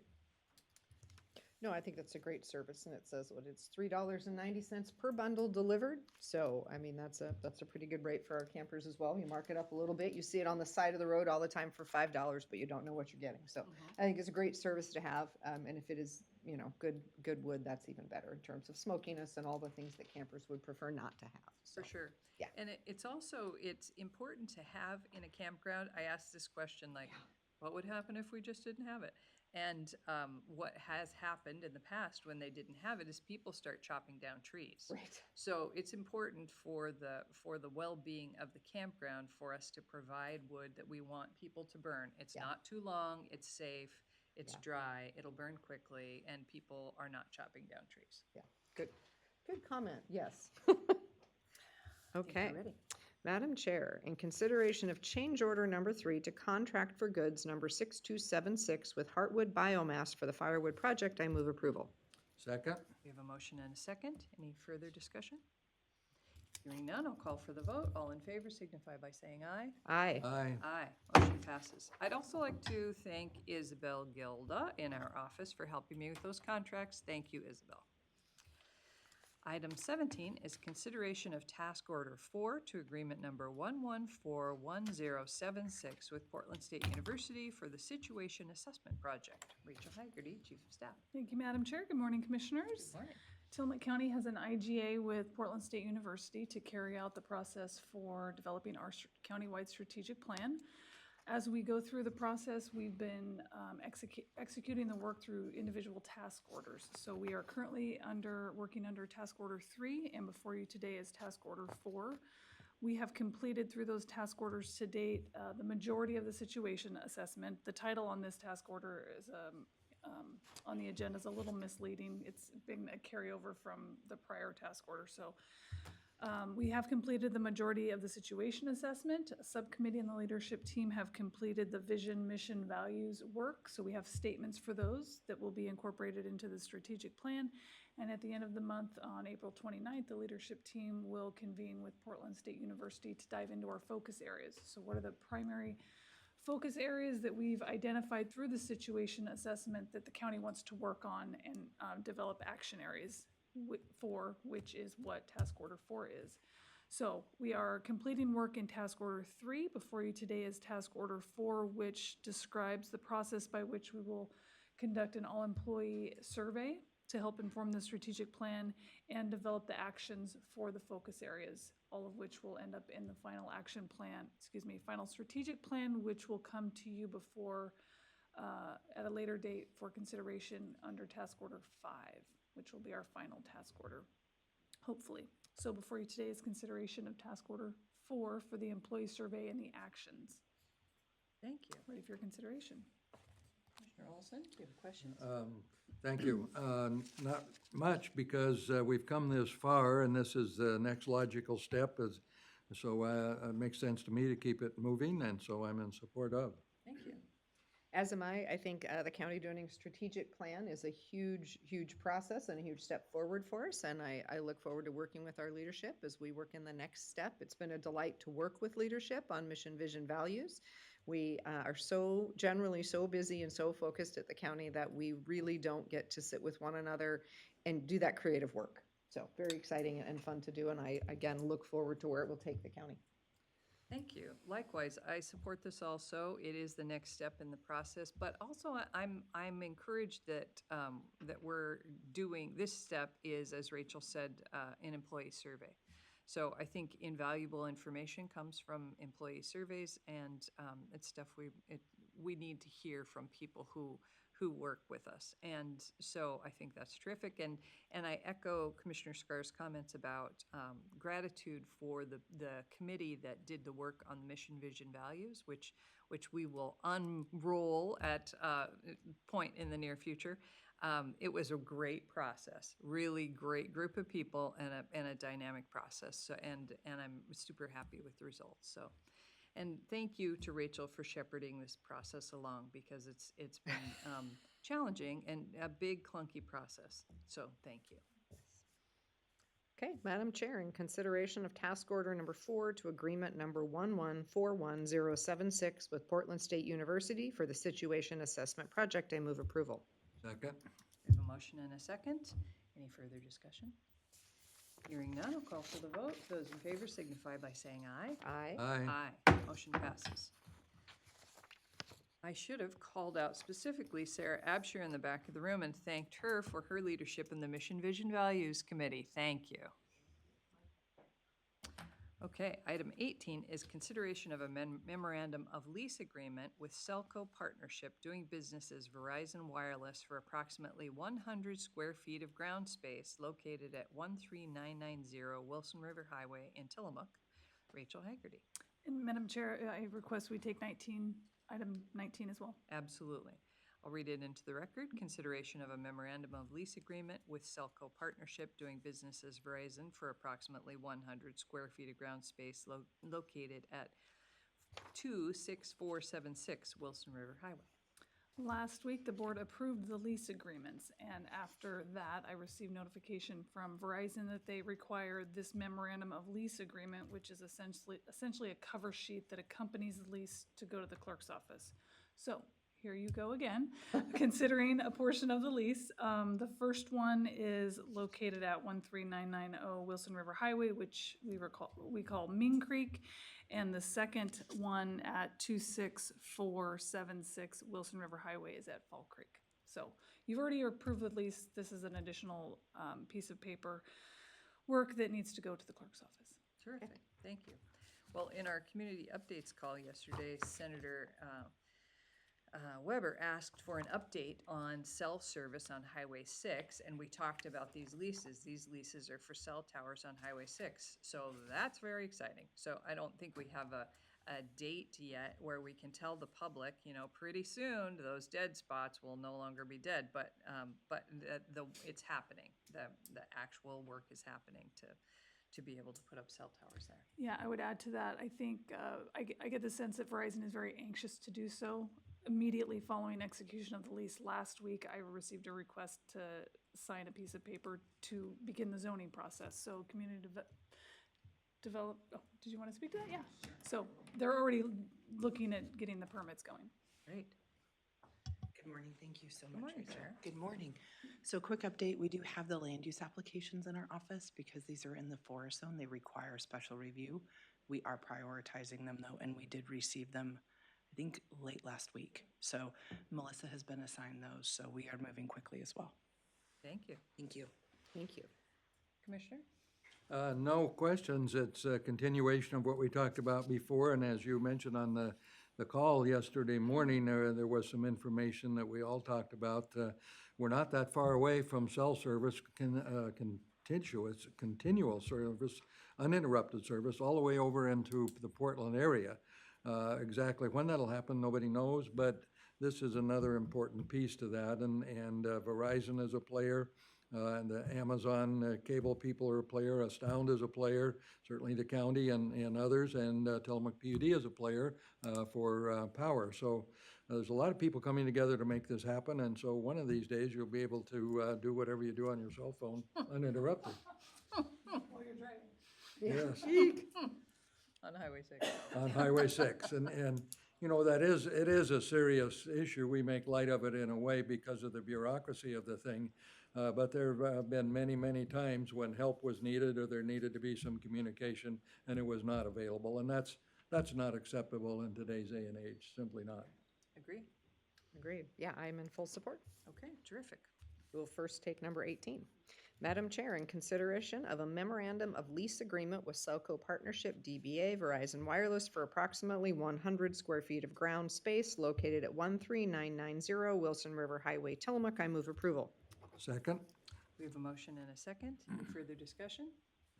Hearing none, I'll call for the vote. All in favor signify by saying aye. Aye. Aye. Aye. Motion passes. Madam Chair, in consideration of a memorandum of lease agreement with Cellco Partnership DBA Verizon Wireless of approximately 100 square feet of ground located at 26476 Wilson River Highway, Tillamook, I move approval. Second? We have a motion and a second. Any further discussion? Hearing none, I'll call for the vote. All in favor signify by saying aye. Aye. Aye. Aye. Motion passes. Thank you, Rachel. All right.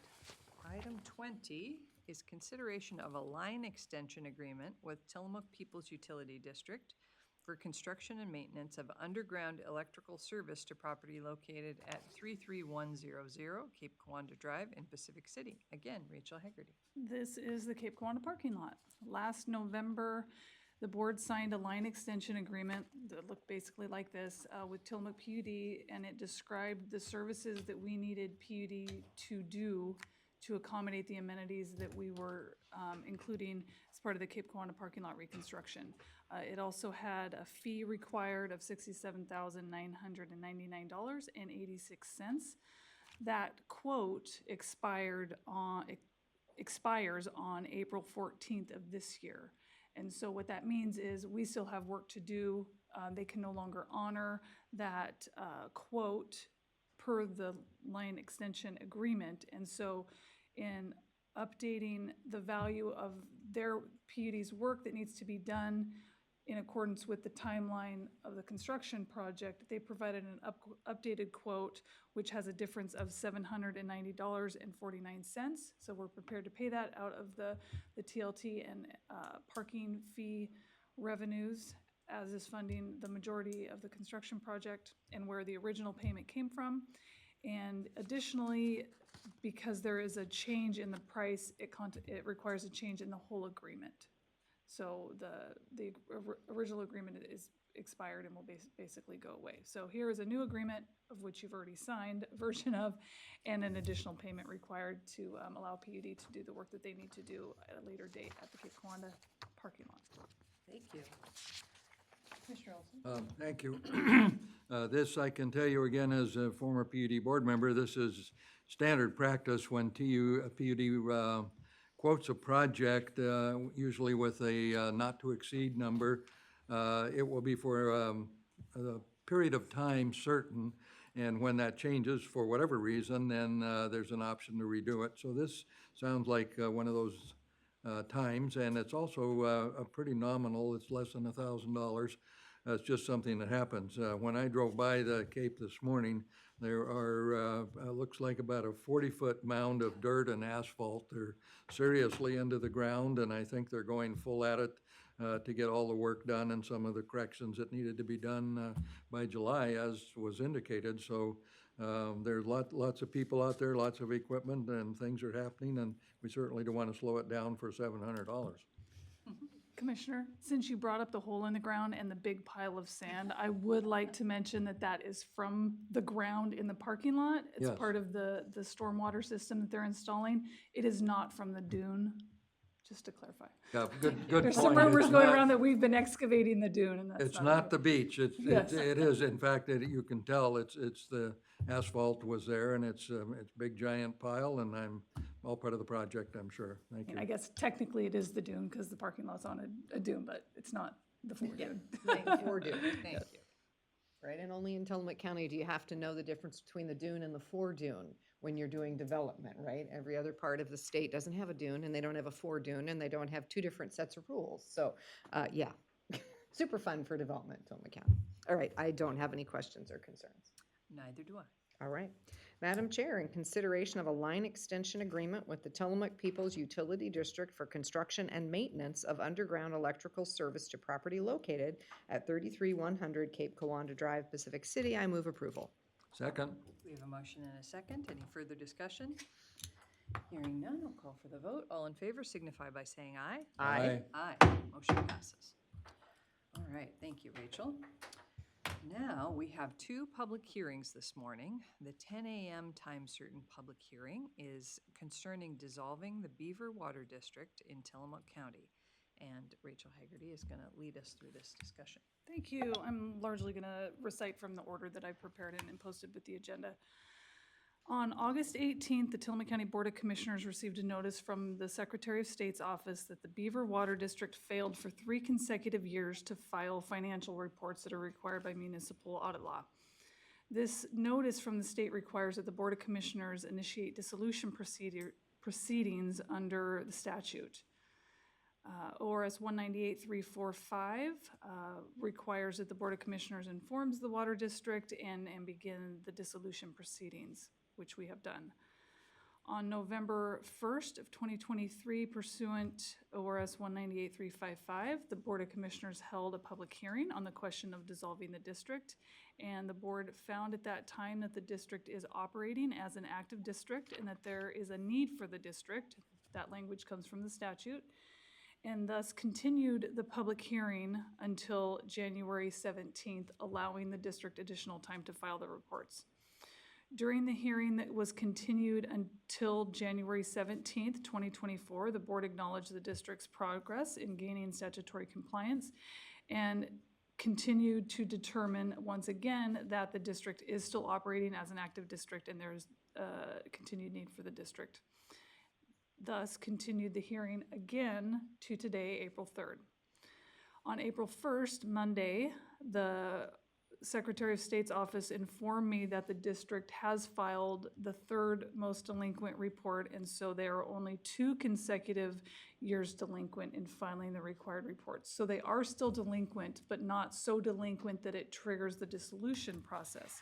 So I am pleased today to recommend to you consideration of this order that terminates the dissolution proceedings, and we can close this process. If they become delinquent again, I think October is when the third report would become delinquent again, then we would receive another notice and initiate the dissolution proceedings again. But Ms. Reed from the Beaver Water District is here. She can provide public comment when we get to that point. But they do have a CPA that has finally committed to do the audit for them, and so I think they're on a great track. So that is the end of my report, and you can open the public hearing, unless you have questions this time. Thank you. I don't have questions. Do we have any questions for Rachel? Not for Rachel. Not for Rachel, but when it's all done and we hear from others, I do have something to say. Okay. So at this point, we will open the public hearing and invite Heidi Reed to give us an update. And I'd like to just start out with thank you for your work to date, which sounds like it is all moving in the right direction, and we're grateful. Yeah. Yes, Yay, yay. that's right. Yes, it's been a challenge. I think at the last meeting, I had let you know that the original CPA was not responding. I did send out probably half a dozen or more emails and phone calls with 0 response. So I pulled out my handy dandy 40-page letter here that has all of the CPAs that are approved for this. And I literally walked LeGrand, walked into 5 CPA offices and asked them, please do this for me. And the 4th one that I walked into actually has finally committed. We signed paperwork on March 14th. They will not be able to start any of the process until after the 15th of this month, after tax season. But I do have a list of stuff I'm putting together for them so they can get started on that immediately. We're hoping within a couple of months we should have these wrapped up and done, and I'll have them submitted to the Secretary of State's office. It just depends on kind of what they ask for. And right now I have 5 boxes sitting here of stuff that I still have to go through because that was kind of the filing system of the prior administrators. So I'm working on it. We're on a good path. The district is doing well. And so we're just moving forward as best we can. Thank you, and thank you for your service. Mhm. Commissioners, do you have questions of Heidi? No, thank you. I don't really have a question, but I will make a comment. As some know, before, going back, let's see, at least 17, 18 years, I served, I think, 3 terms on the Pacific City. First, it was a water district, and then I was on the board and helped move it to a Joint Water and Sanitary Authority, which it remains today in Pacific City. One of the things that I talked about way back then was, is there a way to share services, maybe not consolidate across South County, but sharing of equipment, of personnel, of project expertise, and I can say back then that was not met with a lot of acceptance or interest. But I'm wondering today, and I did have a very brief conversation in passing with Commissioner Scar, and I think the county, at least for my part, is not interested in being in the water or sewer district or business, as are our smaller districts around the county. And there's something to be said for economies of scale. So I've asked one of our staff people, Debbie, to contact or get a list of the current administrators in the various districts in South County in particular. And I'm thinking of, there's water and sewer in Nescoan, there's a JWSA in both Hebo and Pacific City. There are separate districts in Cloverdale, and then the one in Beaver that we're talking about. So in an effort, since the county is the provider of last resort, and we were up until a few moments ago, coming fairly close to being in the water business. And I know that the one in Hebo has some issues. I've talked to the operators there a number of times, and I used to own property in that district. And so I would like to put these people in a room and just say, is there a way that the county could facilitate working together or sharing resources or talking about how we don't get to this point again?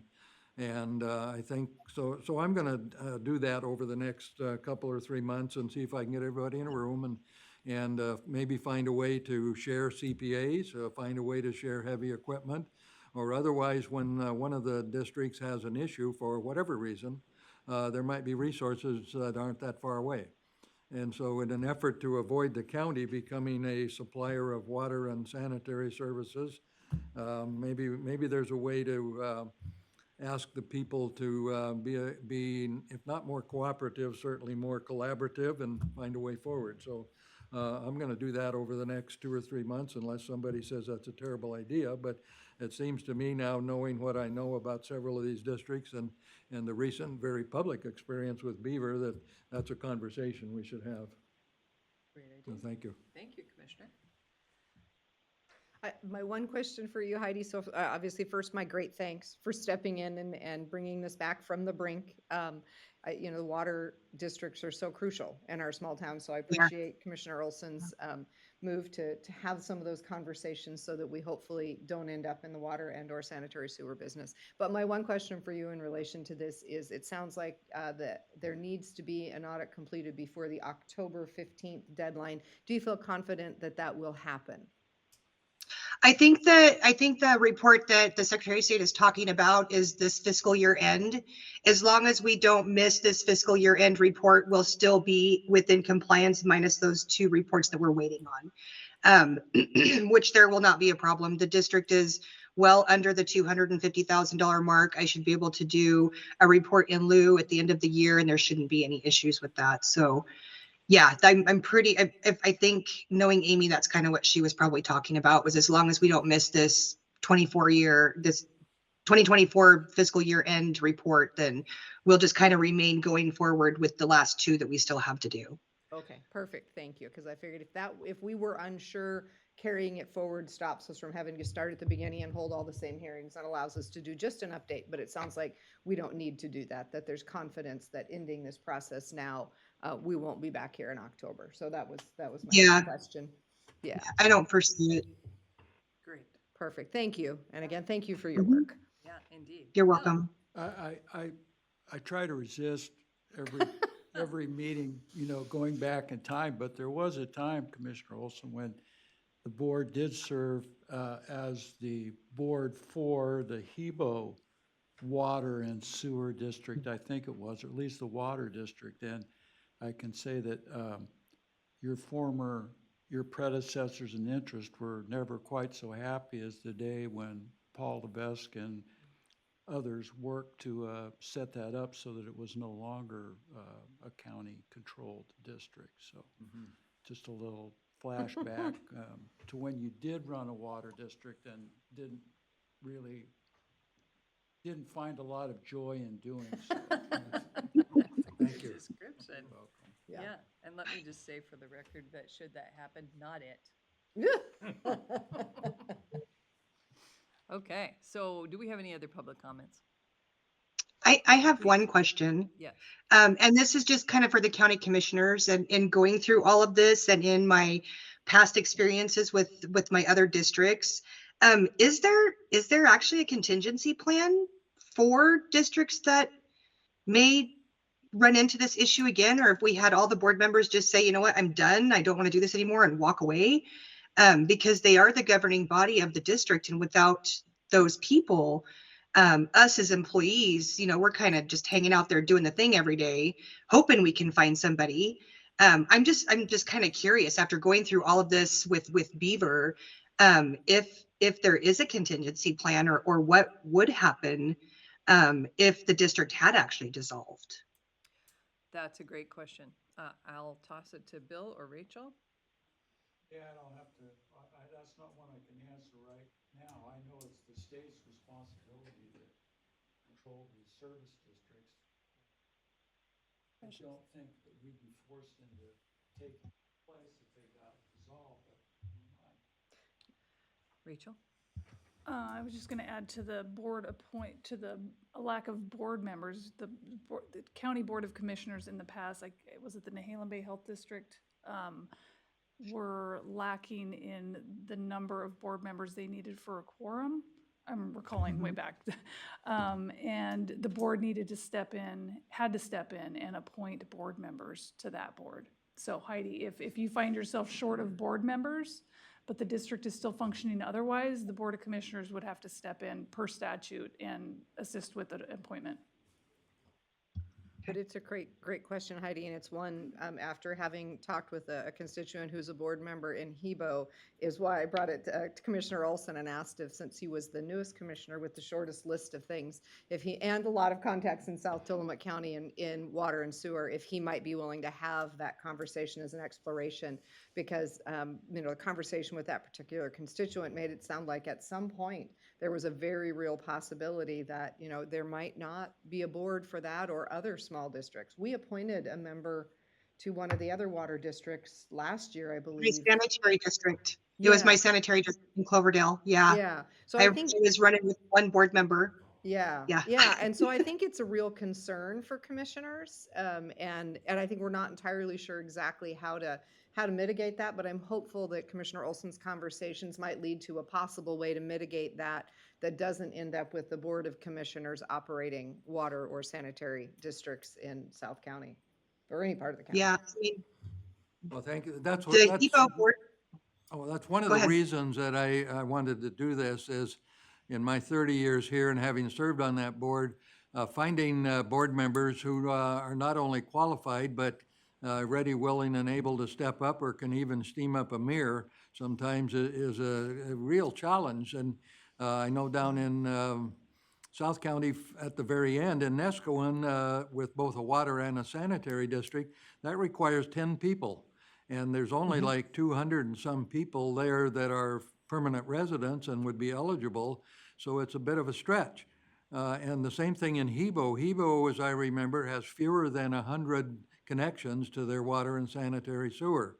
And so they don't have anything close to a critical mass or cash flow or whatever. And they basically wander around the community begging people to help them, the ones who are in office now.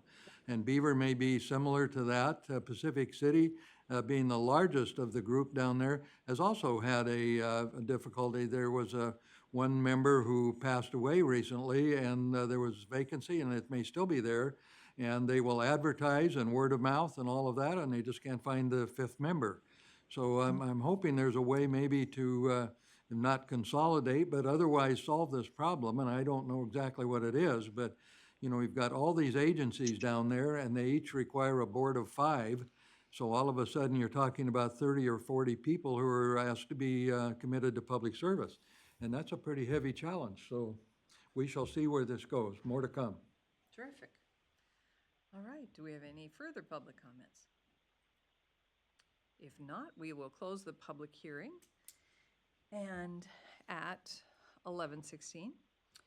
And do we have a board order? Do we just, okay, terrific, thank you. Okay. I think we're ready.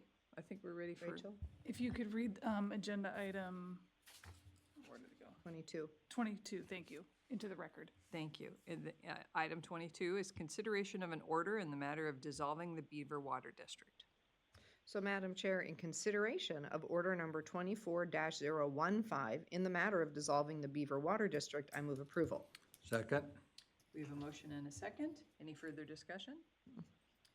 My further discussion is just the clarity that we're not actually dissolving the Beaver Water Correct. District. If you read the board order, the final point of it indicates that we are, all further dissolution proceedings are hereby terminated. Thank you. Yeah, I just want to say that to folks who are following along, Yes. watching this meeting. We're not actually. We're happily dissolving this process because the Beaver Water District is functional. So thanks to Heidi. Yes. Okay, so we have a motion and a second. Any further discussion? All right, I will call for the vote. All in favor signify by saying aye. Aye. Aye, motion passes. Thank you again, Heidi. Thank you. Okay. Our second public hearing, I will invite Sarah and Sheila Shoemaker, Senior Planner of the Department of Community Development, to come forward. Our second public hearing is concerning a road rename and road naming request number 851-23-000-465-PLNG to rename Verns Place to Colt Lee Drive and Sunnyview Drive to Riverview Drive, and to name an unnamed emergency access easement to Riverview Drive within the Riverview Meadows development. The Riverview Meadows subdivision is located within the city of Nehalem, urban growth boundary in section 23B, Township 3 North, Range 10 West in Tillamook County. Good morning, Sheila Shoemaker, Senior Planner. Good morning, Commissioners. Good morning. So, Madam Chair, we did hear from the applicant that they may be attending. We don't see anyone, and we do not see anyone online representing Riverview Meadows LLC, but I just put a couple of places there. If someone jumps on or comes in the All right, room, thank you. that is where they would speak. Thank you. Okay, so we'll start with Sheila's presentation. Yes, thank Okay. you. So as you had mentioned, this is a road naming and renaming for subdivision, the Rivers Meadows subdivision. And as you can see on the map here and what you were given, the subdivision is located and the roads are located northeast from the city of Nehalem. The next slide here shows the emergency access easement that they are wanting to name, along with the Sunnyview Drive that they want to rename along with the emergency access, and then renaming the Verns Place there. These names were created during the Phase 1 subdivision, and there are scheduled to have 2 more subdivisions. So there's going to be a total of 3 subdivisions in this area.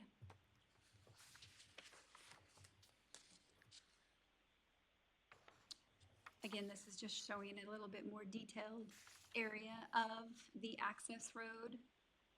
The very top is that what is it called?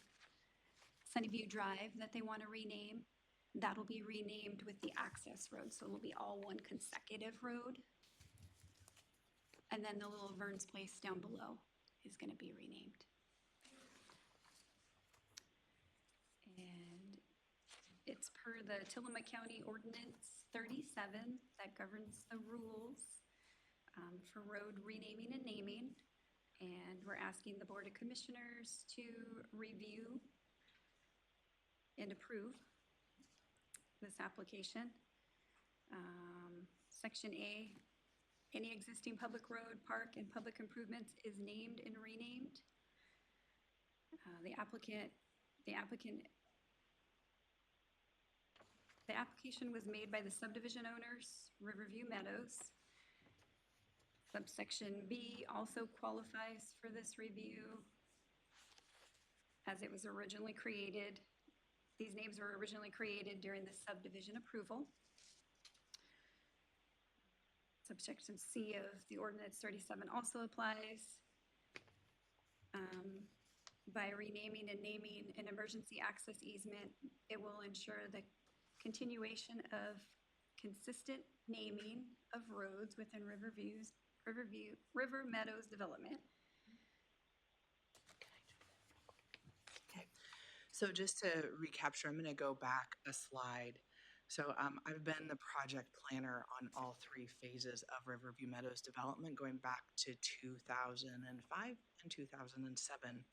And what happened was that Phase 1 was platted several years ago. by Mr. Vern Scoville, who many of you probably know or are familiar with Vern. 2 years ago, roughly, Vern welcomed additional business partners to help get this project over the finish line. This has all been very important to us. We've been watching this because this is additional lots and more housing opportunities for North County. With the new development team, there were internal conversations about renaming some of the existing roads because, well, when you bring on new partners, you get new ideas, and there was the thought of renaming, especially Vern's Place. You can see with the orange arrow that's in the lower, let's see, would that be your lower right-hand corner? You can see that bolded boundary line. That is the line between phase 1 and phase 2. It didn't make sense to have a small stub out of Vern's Place and then the road continue as Colte Drive. So that's one of the name changes. Up at the top was Sunnyview Drive. Renaming that to Riverview Meadows Drive pulls in actually the primary road system that traverses through the development. We didn't want to have a 50-foot roadway of one name that did not make sense when it now connects with not only the main road into the development, but also this emergency access easement, which was required as part of phase 2 and 3 of the development because they're adding additional lots. And when you hit a certain lot threshold, you have to have a secondary emergency access easement out of a development. And part of the conditions of approval, as we were going through the subdivision review with the Planning Commission, Public Works, the Fire Department, and the city, was requiring that access easement to be named. So Riverview Meadows Drive will now continuously traverse through the southern area of the development, providing 2 access points onto North Fork Road. So that's why we have these requirements. Going back to the criteria that Sheila touched on, just another clarification I'd like to make.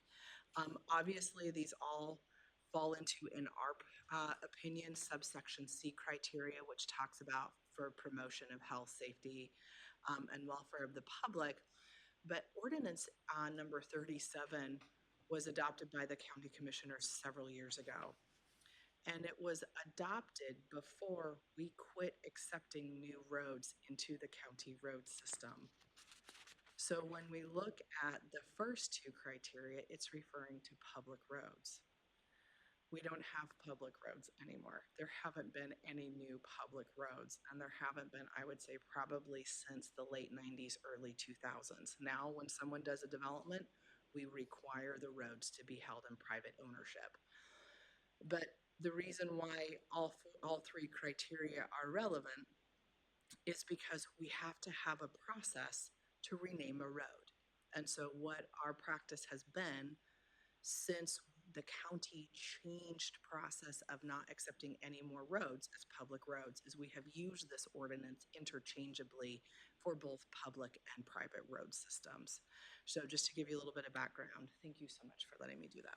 Thanks for clarifying that. Yes. Okay. All right. Okay, so Tillamook County Ordinance number 37, section 5A, an applicant to name or application to name or rename a road, park, or public improvement shall be submitted to Tillamook County Department of Community Development and shall include all required information. Section 5B, the application may be submitted by any of the following applicants. And the application was completed. It was complete and submitted by Riverview Meadows Development LLC, the owners. Section 5C. So Section 5C says no duplication with another existing road, park, public improvement name, no similar names or confusing names, and shall include general direction and be labeled appropriately considering the length of the road. We looked at, let's see here.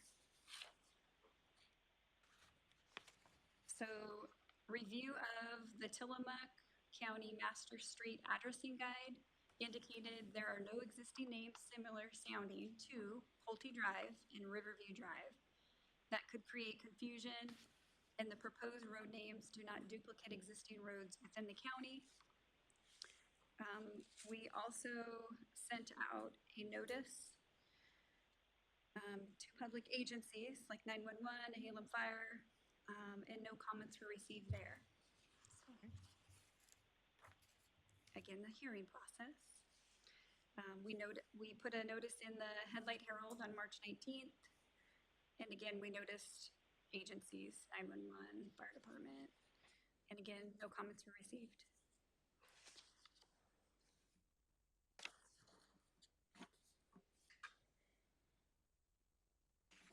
So today we are asking, we're summarizing and giving our recommendation here. Request has been made by Riverview Meadows LLC. The application was consolidated because it's a naming and a renaming due to the location of private roads within and serving the Riverview Meadows development. Application contained required information for consideration of this road renaming and road name request. Notice of hearing request was publicly noticed. To date, no objections to these requests have been received by the department. The department recommends the board approve the road name and road rename request. Thank you, Sheila. Thank you. Do we have any questions for Sheila? No, I'm assuming this is all following the process. I guess I do have two questions. First of all, if you're driving down Riverview Drive, can you really see the river? Well, it's up on a hill Oh, above the river. Well, okay. And, but maybe more to the point then, how often does this sort of thing occur where something is all platted out and named and then they come in? Does this happen once a year or 5 times a year or? I have not seen this scenario before, but I think it is largely due to the change in the development team and welcoming new members to Sure. and investors. So we do have a process and it seemed very clear to me, so, and if it's not, as you said, not duplicating something else or confusing, I don't see any reason we would not say yes. Thank you. I agree. Yeah, I mean, we're following our ordinance. They have submitted the proper application, proper information. There would be no reason not to move forward. Terrific. Okay. Well, then we will open public comment, but before I do, I'll ask if the applicant is with us. It looks like they're not. Okay. So then we'll open public comment at 11:30 a.m. Do we have any public comments for this hearing? In that case, we will close public comment at 11:30 a.m. and invite staff final comments. Do you have any additional comments, Sheila? Okay. No, I don't. All right. Okay. Commissioners, you have any more discussion on the subject? I do not. So is there a motion to be made? Because I don't have a motion. Yes, so we will, if the board decides to move forward with approval of this road name request, Sheila and I can prepare the board order, so you can wait until the next meeting and we will have that order ready, Okay. or whatever action you would like to take today. I think that's fine. Okay. So we have no action at this moment other than to tell you we'd like to move forward. Great, thank you. So we'll go ahead and prepare the board order and be back. Perfect. All right. Thank you so much. Thank you very much, Sheila. Anything else? Okay, then we will close this public hearing at 11:31 a.m. Go back into our regular board meeting and ask for board concerns. Thank you. Nothing that we haven't already talked about here. I understand we have a work session this afternoon, so that can be a little more free form and probably have a few items in, but nothing right now. Thank you. Terrific, thank you. Nothing for me. Thank you. Thank you. In our community updates call yesterday, we talked about this weekend. We have a couple of events that commissioners will be attending this weekend. Saturday morning is the Senator Merkley's Town Hall at 10:30 at TBCC. Doug and I will be there, and also at 11 is the groundbreaking for the new Manzanita City Hall. Very exciting. So Commissioner Scar will be there, so we're dividing and conquering. Perfect. And I found out yesterday at the CARE board meeting that they will be receiving a flag that is flown over the Capitol from Senator Merkley. So it should be a wonderful meeting with some Oh, great ceremony. that So, is nice. Yes. Okay. All right, I will read our announcements. The commissioners will hold a board briefing Wednesday, April 3rd, 2024 at 2 p.m. to discuss weekly commissioner updates. The meeting will be held in the Board of Commissioners Meeting Room 106, Tillamook County Courthouse, 201 Laurel Avenue in Tillamook. The teleconference number is 971-254-2149, conference ID 866-914-607#. A public workshop of the Tillamook County Budget Committee will be held on Tuesday, April 9th, 2024 at 9 a.m. The workshop will be held in the Board of Commissioners Meeting Room 106 in the Tillamook County Courthouse, 201 Laurel Avenue, Tillamook. Additional budget workshop meetings will be held on Wednesday, April 10th at 1 p.m. and Thursday, April 11th at 9 a.m. So next week is budget hearings, 3 days of budget hearings. The teleconference number is 971-254-2149, conference ID 866-914-607#. And the commissioners will attend a workshop on Friday, April 12th at 10 a.m. with John Upton from the Retirement Consulting Group for a quarterly report on the Tillamook County Retirement Plan. The teleconference number is 207-517-9973, conference ID 522-725-567#. And with that, we will adjourn at 11:34 a.m. Okay. That was a marathon. It was. All right, we had some good stuff, though. I loved the EBCMB presentation. Oh, I want the cookbook. So good. I want the cookbook. I know, right? That was awesome. So I'm gonna attend the next cook-off. Oh, yeah.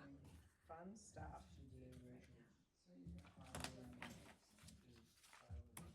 I'm just gonna send you